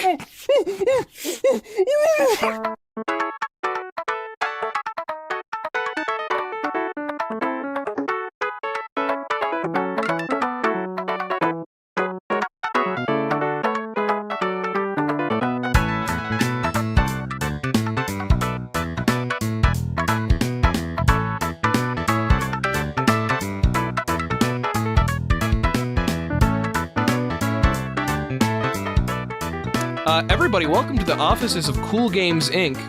Hold on. Let me take the tape off, Okay. Twilight. Okay, I'll do it. All right. Great. I'm so glad to have you on board. Very excited about this. Let's begin, huh? For those who don't know, Cool Games Inc., we take your ideas and we make them awesome and epic video games out of them. So, for example, we have, I'm just going to pick one out of the bag, a medium modern day Gex reboot / sequel. No, we're not doing that. Let's Fuck try you. again. Gex penis, Gex you know penis, what? Gex Okay. penis. Okay, hold on. I Can we put think Gex we Hyperpenis shouldn't. on the screen? I don't think we should turn away any ideas in Cool Games Okay. Inc. I don't like this prompt, but I'm gonna give it a single sentence answer, and I if you like it, I want it to just be that, and then we can move on. How do you think? How do you think about that? Okay. Okay. All right. The same game, but instead of referencing actors, he references Twitch streamers. I disagree. Nope. Why? Fuck you. Why? Because this is my idea. Okay. Okay. A remaster for Gex that makes it fun to play and not dog shit. Okay. And there's new jokes, but they are all hard capped at the year 2000. You cannot make any reference to anything past the year 2000. Okay. So it's an ironic Gex. No, it's just a faithful Gex. Okay. Release the exact same game but with ray tracing. Yeah. Jackson? I was gonna put my stamp on Twilight's. Do it like Crash Bandicoot over the shoulder platforming or like side view platforming, and you follow the level, but it's through like almost like lawsuit and eligible levels of movies in the early 2000s. Follow up. Okay. To the thing that I said, where it's the same game except for it's all Twitch streamer references, and also give it Red Dead Redemption 2 controls. That's at the cowboy level. have a NPC or someone in the game talk about 9/11 and Gex goes, "What's that?" I don't know what that is. See, I say like they shouldn't make references past 2000, but if you're in the cowboy level and Gex went, "We got to do another job, huh, Dutch?" Like that, I would laugh at that. Okay, I think we all kind of agree here. Same game. It's going to be a remaster. The name of the collection is Gex Rerun. Yeah. Yes. Like, come on. Yes. Like, yeah. Like, easily. There we go. Wait. Okay, actually, fuck my old idea. Turn it into a games as a service, and every single Is an episode. Every single level's an episode. No. Yeah. Like every 6 months, they update the game with all new jokes for like the recent memes. Dude, there's DLC per year of like, okay, you download this DLC, you get 2001 jokes. You download this DLC, you get 2002 jokes. I'll buy those. I only want jokes from like 2011. You know what I mean? I'm gonna buy the Gex Battle Pack. I want the fucking season you pass to unlock get. whips. That I forgot that we named the people on this one. That was from Freezing Shivers, Tippy's Trick on Twitter. Thank you very much. Fuck you I for that love Tippy's suggestion. Trick. Let's see. Liars Club, the movie, the video game. Wouldn't be a lot to do in that game. Not gonna lie, we don't do a whole lot. Uncensored, uncut 9/11 footage that just plays on the No. It would be the people that we would pick to be actors of us in the movie, and then the game studio would try to pick voice actors that would get the sound the almost celebrity like them. sound almost like them, and then they would make really shitty off-brand models of us for the game. It would be like like somebody, you get the Robbie model, and it's like make a model based on this, and also you don't get any of the textures. I want a Homer's Odyssey game made by Midway Activision from the PS2 era. Dude, remember Homer's Odyssey? Yeah! I think about Homer's Odyssey often. I wish our fucking previous job hadn't been sucked into a black hole, man. It what? We can't talk about. People will get mad. They told us not to talk about it. That's a fucking shame, though. I guess we would just. I mean, there's no like fun title we can give this. It would just be Liars Club, the movie, the video game. I just want if whatever the movie is, because I don't know the fucking movie. Yeah, we don't work at a movie studio anymore. I want the movie to be, like I said, Midway Activision PS2 era. Like yeah, like that's fair. Like you collect like Liars Club icons when you jump around. you collect fucking Lyra stickers or whatever. Yeah, and it plays cutscenes from the movie, like just like full motion. Yeah, I think anytime somebody beats the game, it should call one of you on your cell phone, and they get to like chat with you for a minute. Well, they did that in God of War. In one of the God of War games, if you destroyed a statue, a phone number would pop up on screen, and then if you called that number, like Kratos would be like, "Thank you for calling." Like that was a thing in God of War. So they did that for Silent Hill Shattered Memories as well. You could go through fucking Harry's contact list, and some of those numbers you could call, and it would get you a automated voice or something that the studio had set up for people to like if they actually called in. One of the oldest examples of that is in Who Framed Roger Rabbit on NES. There was an 800 number that would pop up that would give you like game tips. Like Jessica Rabbit would talk to you and like tell you about like, what? You have to go here. Yeah, what? No, Do you still have a number? No. I have an interesting. Okay, so I found this prompt. I saw this prompt rather. It's from Audrey Hex, and I immediately came up with an entire game idea for it. It's okay, like just like an let's actual hear it. game. It's no text visual novel. And it's a story about two friends who they didn't speak the same language, and they became pen pals that only used emojis to talk about their days and like communicate. And then the apocalypse happens, and then it's like a quiet place situation where you can't talk.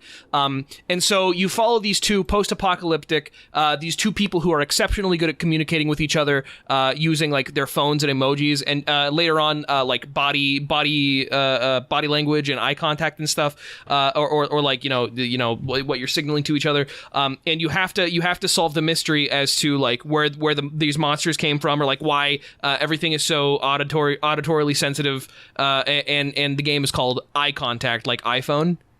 Oh, that's cute. Something as well now. Sure, go for it. So real quick before Jackson gets started, I just want to ask for the prompt one more time. No text visual novel. Okay, yeah, go ahead, Jackson. It is so I'm thinking visual novel. It is a romance between two women, and they communicate with sign language, and as you progress through the game you learn more signs through ASL, Like spicy Duolingo.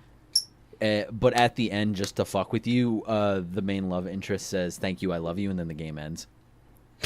Just like fucking full on speaks to you. Yeah, there's no text. It's like a audio clip. Mm-hmm. Missed.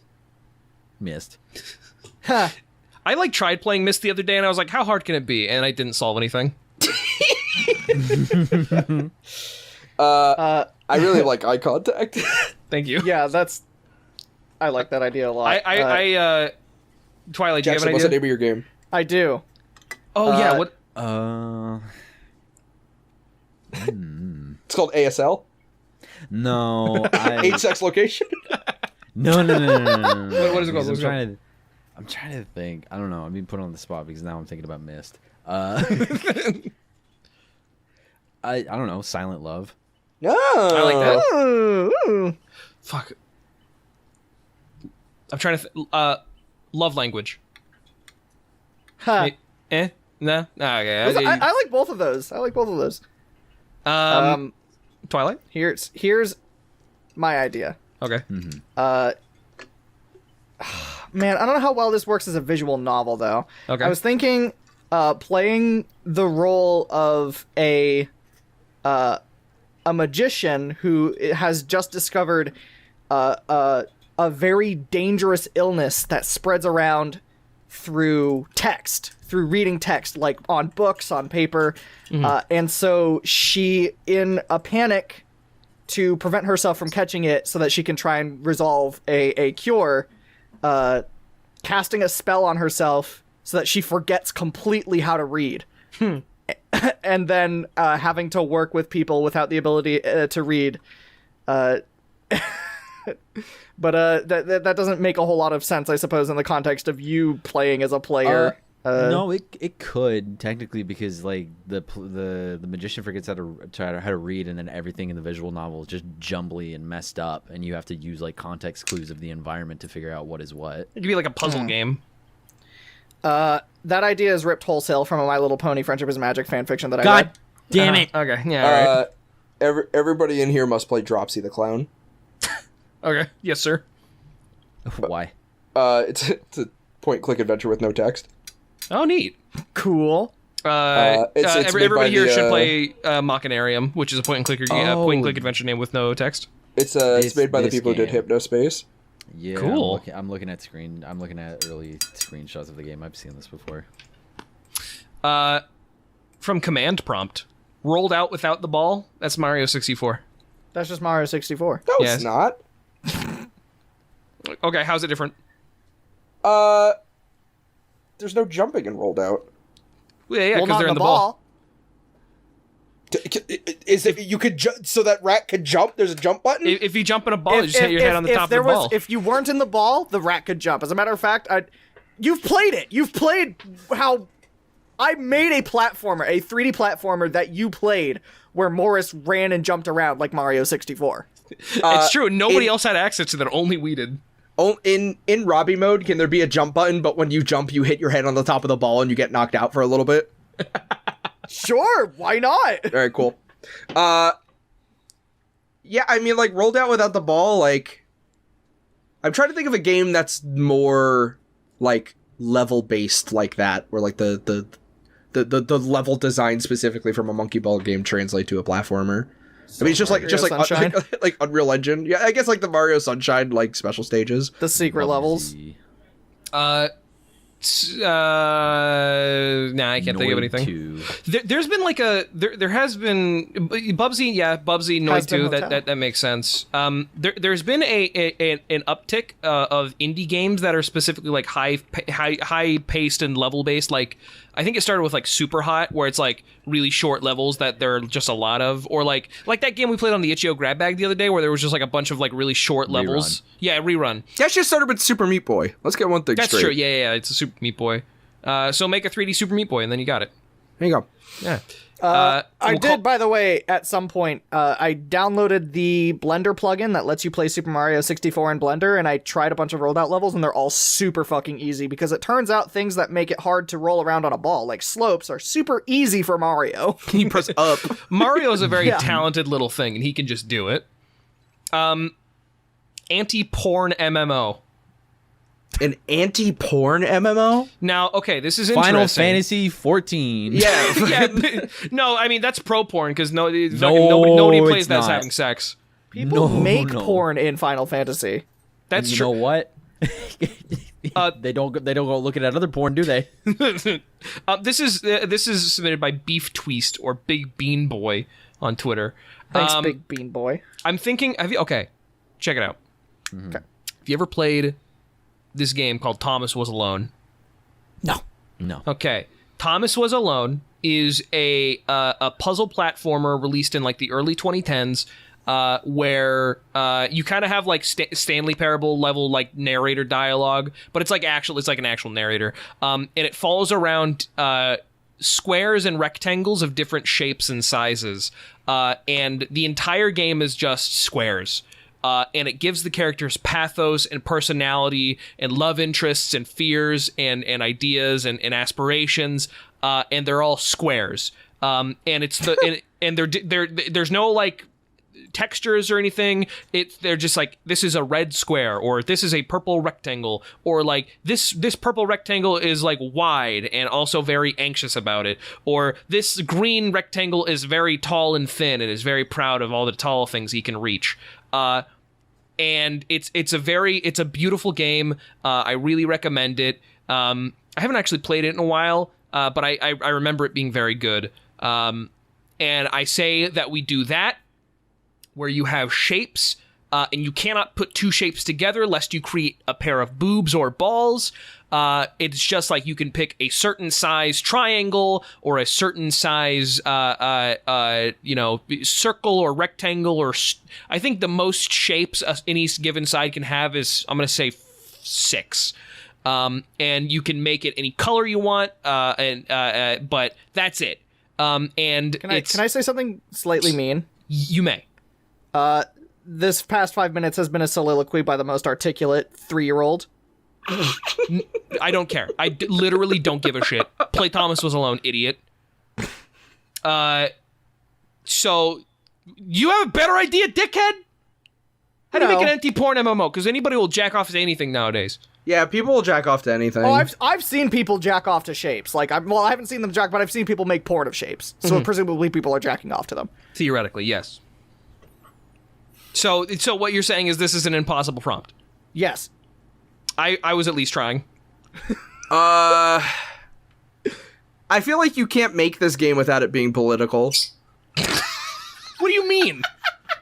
like not like politics in general, but I mean like the theory of like, because like you can make a game where you go around and like kill sex workers, but like I don't want to do that. So you're either saying this is impossible, or it's a game for swerfs. Yes. For what? What is the term you just used? Sex worker exclusive radical feminist. Oh, okay. It's like TERF, but for people like for women who hate like porn people.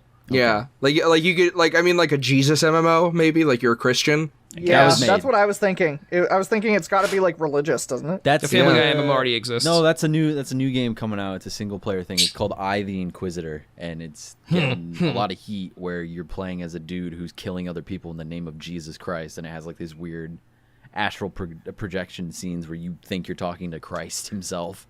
Just make hatred an MMO, probably. I was about to say, I have a question. Can you guys make a Liars Club episode of Hatred Patreon only? I mean, we can just like post that on YouTube. Oh, that's right. It's been on Twitch, not YouTube. Yeah. I don't want to play that game. Why? I don't like it. Why? Because it's going to influence me. I'm scared of it. I'm gonna identify with the main character. It's gonna make what I used to think was a bad idea tangible.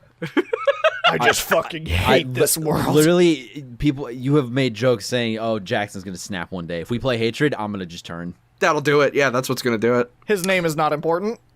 That's why he's so angry. It's like, why the fuck would you name your kid not important? Like idiots. That's gonna fuck you up. Yeah, like at that point, like it's your fault. Dumbest fucking game in the world. Mario and Luigi. This is gonna be the wait. Hang on. I don't give a shit because none of you gave any ideas or fleshed out ideas aside for what's my Shapes MMO called.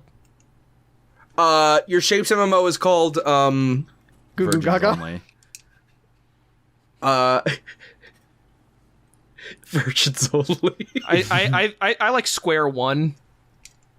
No, because it's an MMO, so there's got to be more.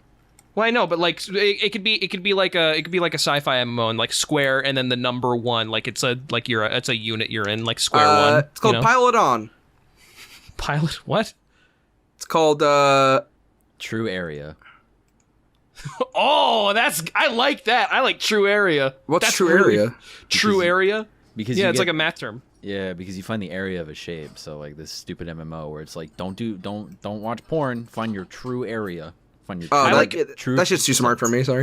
I like true area because it sounds like a fantasy setting, like, you know, welcome to the true area, and it's, you know, like or like you could like spell it funny and like fantastically, like whimsically, like true area is like welcome to the kingdom of true area, you know? Oh yeah. Yeah, I like true area. I think that's really good. Let's do one more, and then I think we should end the episode because we're getting up to like an hour 40. Well, yeah, most guest episodes are longer than our usual episodes. I know, and I have to edit them. I like spending time with Twilight, even though I'm sitting here in a fucking. I keep spacing out, and then I'm like, I wanna eat food.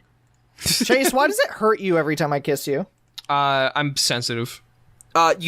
Twilight, you're the only person I know when you make funny noises into the microphone, because you like don't have any type of dampening system. It is the loudest fucking thing on the planet every single time. Yeah, that sucks.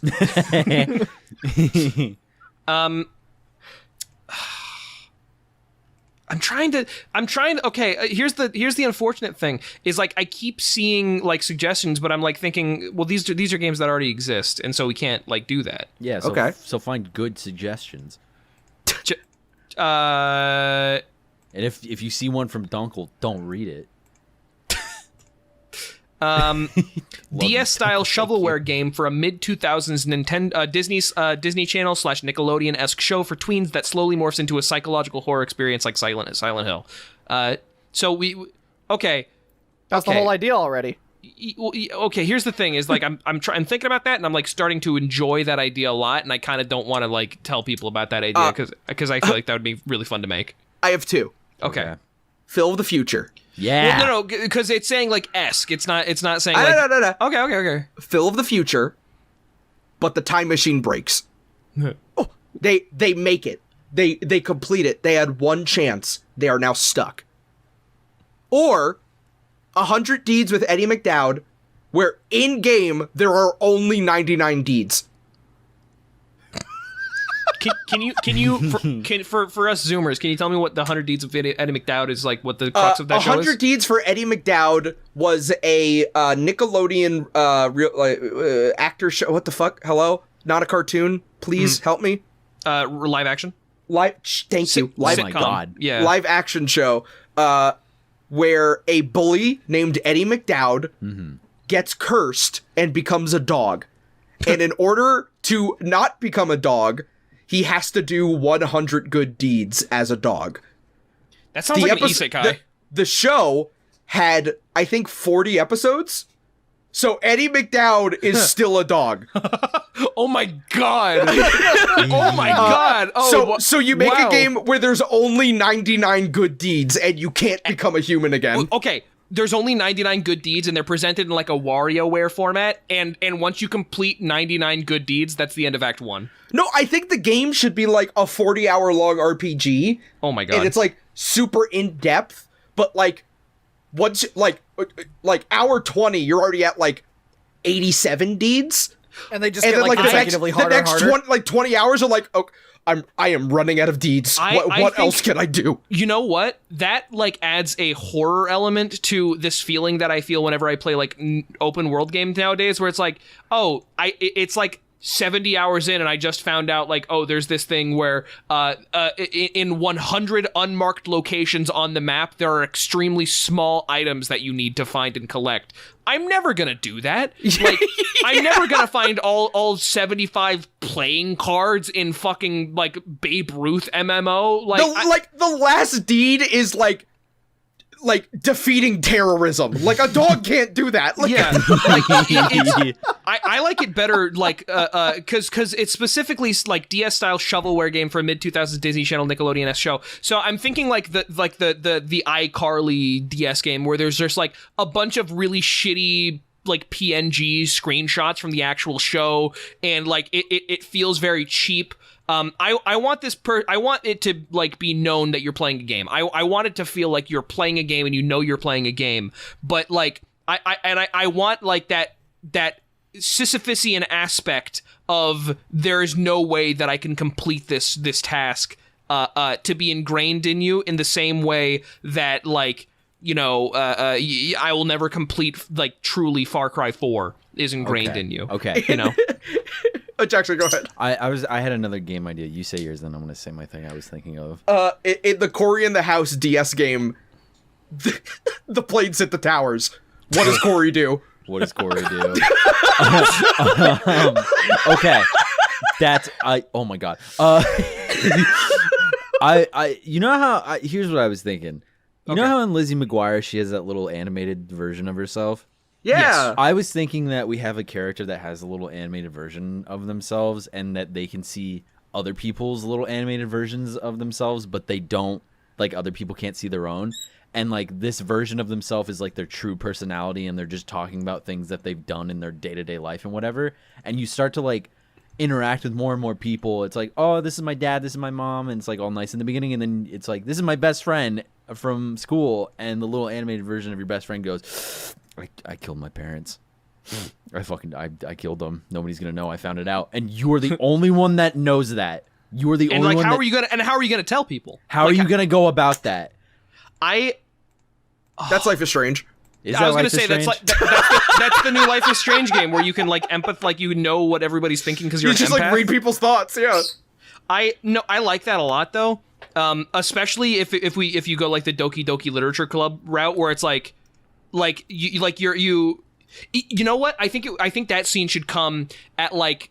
No, you know what it should be? It should be like a love interest. And like at the end of at the end of like your third date or something, it's like I don't want to I don't want to use this power on them because I don't want to invade their privacy. I feel like every other aspect of my life, like on tests and stuff, I've cheated using this power. I want this to be real, and it's going really well. And then like at the end of the date, it's like I killed my parents, or like why can't I be you? Why can't I fucking be you? What I'm gonna take you home and I'm gonna wear your skin. I'm gonna become you. There are a lot of moments like that in Life is Strange where it's like, especially if you can like go back in time and then like live life as that, or even in the new one with like empathy, there is a lot of that of like, do I want to know? Like, do I really want to press the A button here? Yeah, I'm thinking in my head as a kicker where I'm just like, oh yeah, this person killed their parents. You're walking home late night and then you see the animated version of the person's like dead parents just stumbling across like mindlessly, not knowing what to do, and you pick them up and they're just like, what happened to us? What's going on?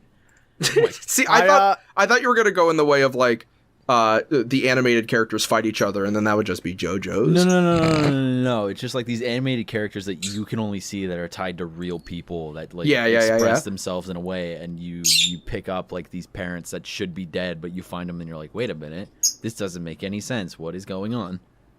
I've always been a big fan of whenever games play with the meta of the fact that they are like in a game, or that there exist game mechanics which are not diegetic to what the characters in the game are experiencing, but are just there for the player's benefit. I love whenever games do shit like that. It's why I earnestly liked Doki Doki Literature Club. Yeah, I mean, for as much like as silly as that game is, and as like as much as people meme on it nowadays, I think that's a really well made and it's a really well made game. It's not like I don't think that it. I think it gets a little bit too much credit in some regards. Like I've joked about it before, but I really do think like Higurashi, for example, like does it like it did it like 10 years before. Yeah. So like when I say that's like, oh yeah, localized Higurashi, that like I do mean that. So but I don't necessarily think that's the video game's fault. I feel like it's consumer media literacy. I think that's kind of the fault, a lot of the fault, which I'm not really sure that it's necessary to put that onus on the creator. I will. Okay. Robbie is the famous DDLC hater. That's true. But what was I gonna say? Oh yeah. Let's come up with names for our games, each of our individual games, and then we'll call it. My game. Did I come up with a game? I don't think I did. I also didn't come up with a game. Okay, well, let's name the two games. The game Robbie came up with and the game Jackson came up with. The Phil of the Future. No, the 100 E's for the Eddie McDowd game where you're existentially stuck, and the slow burn Lizzie McGuire turns into a fucking horror game. Chase, I will say you came up with Cory in the House defeats terrorism. No, I know I didn't. You came up with that as a joke. I was building off of your idea. What was my idea? Your idea was like a kid, like one of those, like a kid's like shitty iCarly, like just do random tasks and it gets weird. Yeah, and then like the tasks become more and more difficult to do because like how could somebody actually do that? It's like that. It's like that back to school PSA that starts out like I got these folders that really helped me during tests, and like I got this this shirt is really awesome, and then like in the background you can slowly see like a school shooting start.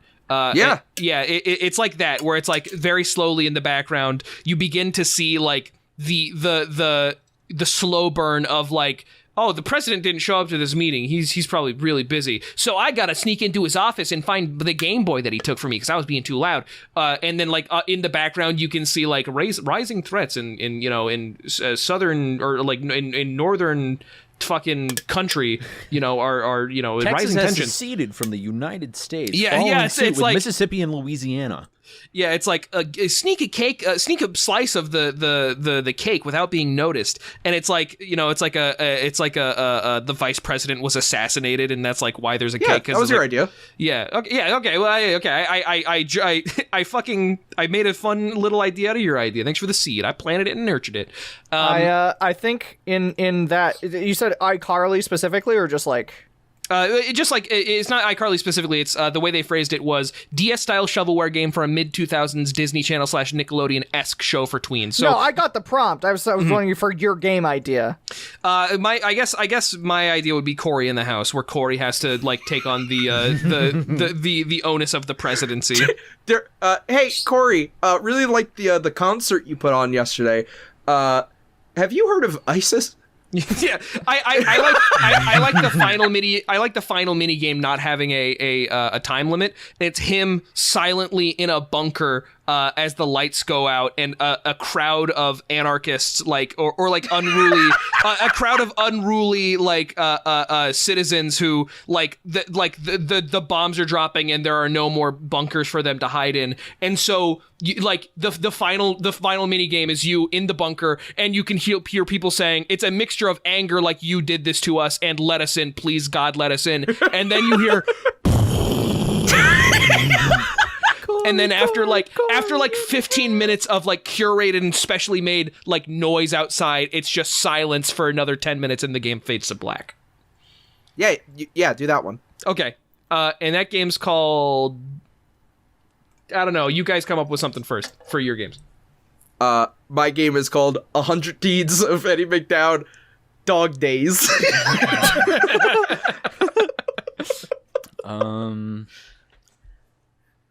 If we're gonna keep in turn with our show, I think mine would be like Lizzie McGuire's Strange Awful Week. Lizzie McGuire True Colors.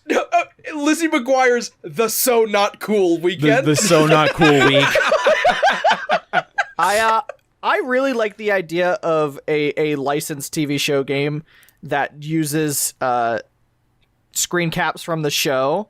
But then as it progresses, it starts to use screen caps from episodes that never aired. Oh, yeah, like a fucking Lost Episodes thing. And then like screen caps from things that like never actually were filmed. Like Why is it showing screen caps from The Sopranos? Why is it showing Hillary Duff in her trailer crying? Like what I'm thinking of is like eventually there existing a wiki for this game, or like a set of wiki pages, and they can find sources for like all of the screen caps in the first half of the game, but the second half of the game, nobody fucking knows where those came from. Like, the actors never filmed those. They were never produced. Like, they're not from anything that aired. It's important. I think that could, like, actually feasibly be done with, like, neural networks if and only if it's presented in the shitty, like, pixely Nintendo 3DS, like, JPEG fucking compressed-ass format. Absolutely. My game, by the way, is called Corey in the House, calling the shots. Calling the shot. Yeah, that culminates at one point when you have to do public executions. Corey sitting on top of a Corey rooftop in with CIA house. agents, and they're like, "All right, we're ready for call the shot, Corey, sir." Corey, What- Corey, what- check it out. What are we going to do to Saddam Hussein?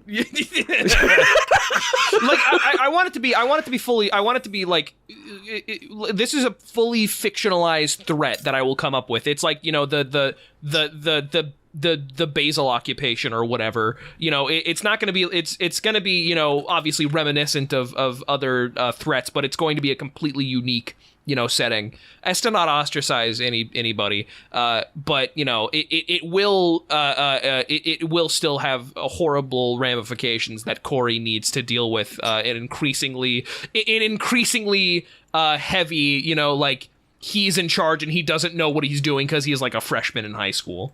Yeah. You know, like a real fucking how they used to do it in like fucking ancient Rome, where it's like this 12-year-old just became the emperor. You know. That's how the Romans did it.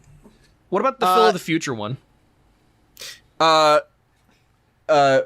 of the Future. Phil the Future. Phil of the Future, : road work ahead. Right, Phil of the Future, right here, right now. Phil of the Future. Stuck in time. I like Phil the Future, current year.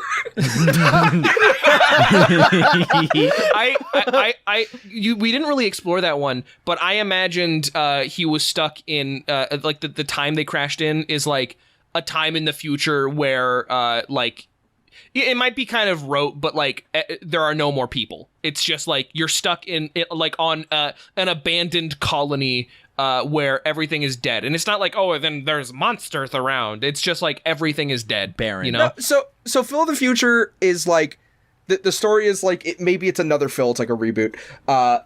The family goes back in time. And they're like, oh, that's no problem. All we got to do is keep working on the time machine and we can get back. And then it's like a year goes by and they're like, hey, this isn't really working. No pressure. We are 5 years behind from the cataclysmic effect that like people got viruses and like wiped out 1/3 of the population. Yeah, the fucking you know, I don't know if you know this, like Phil, you never did pay attention in history class, but we are 5 years before the Zeta incident, where the Zeta strain of that popular of that killer virus wiped out 98% of all life on this planet. Bad news, gang. I think the butterfly effect is coming into effect kind of early here. I think with the current predictions in the next 4 years, I think 9/10 of the world is going to be underwater. So we should figure out how to get that time machine working a little bit quicker. Yeah, I don't know if you knew this, but the major surviving populations were on the other side of the planet, and I don't know if you speak Taiwanese. So like, if we have any hope of getting off of this place, you either better start studying Taiwanese or you better start working harder. I don't remember in our history books that Sweden started making nuclear warheads, but like, yeah. Oh wow, they're still using the same abortion device. That's weird. It's called Phil the Future. Out of time.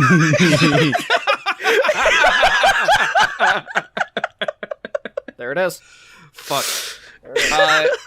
Well, let's ship these games off. We came up with a lot this week. Yeah, that was great. And all of them are releasing on GameCube. Yeah, and all of them Shotgun are them. releasing on GameCube, and all of them are gonna. And I think most of them were like horror themed. But there you go. And that's been cool games. Like, how do we don't end this? Wait, that's been cool. Well, thanks for shopping at Cool Hey, Games Inc. try this one. Play us off. Hey, that's pretty good.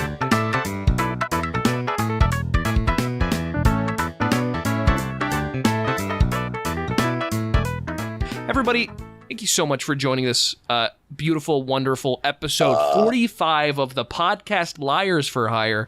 Twilight, what'd you think? Twilight, what'd you think? I had to poop really bad the whole time, but I had a lot of fun. I'm glad you had a lot of fun. Do you still have to Did you have poop? to puke? No, weirdly enough. Oh, there you go. Did you? I just absorbed it back into my nutrient stream. You wouldn't that's like the dream. If I could get like any like really mundane superpower, it would be like I never have to shit again, and like I just absorb 100% of the nutrients from shit. Okay. But I can still poop if I want to. Do you know that part in the TF2 comics where the Demo Man is still alive because he's rerouted power from different organs to work at different speeds? That's Twilight at all times. Twilight is constantly like being a manager with all of her organs and brain cells. Twilight has there's no part of my part of my body process that's automated. I'm doing it all manually. You've got the developer console open on your fucking organs. There's little Twilights running around in your brain that are like on blink duty. If you want to find the $1 million woman who can control every organ on her body individually at different speeds and in different volumes, you can find her at BytesDev on. Is that one Twitch, Twitter? That one's Twitter. BytesDev is Twitter. BytesDev on Twitter and Twilight PB on Twitch. Yes. Or if you would like to support her.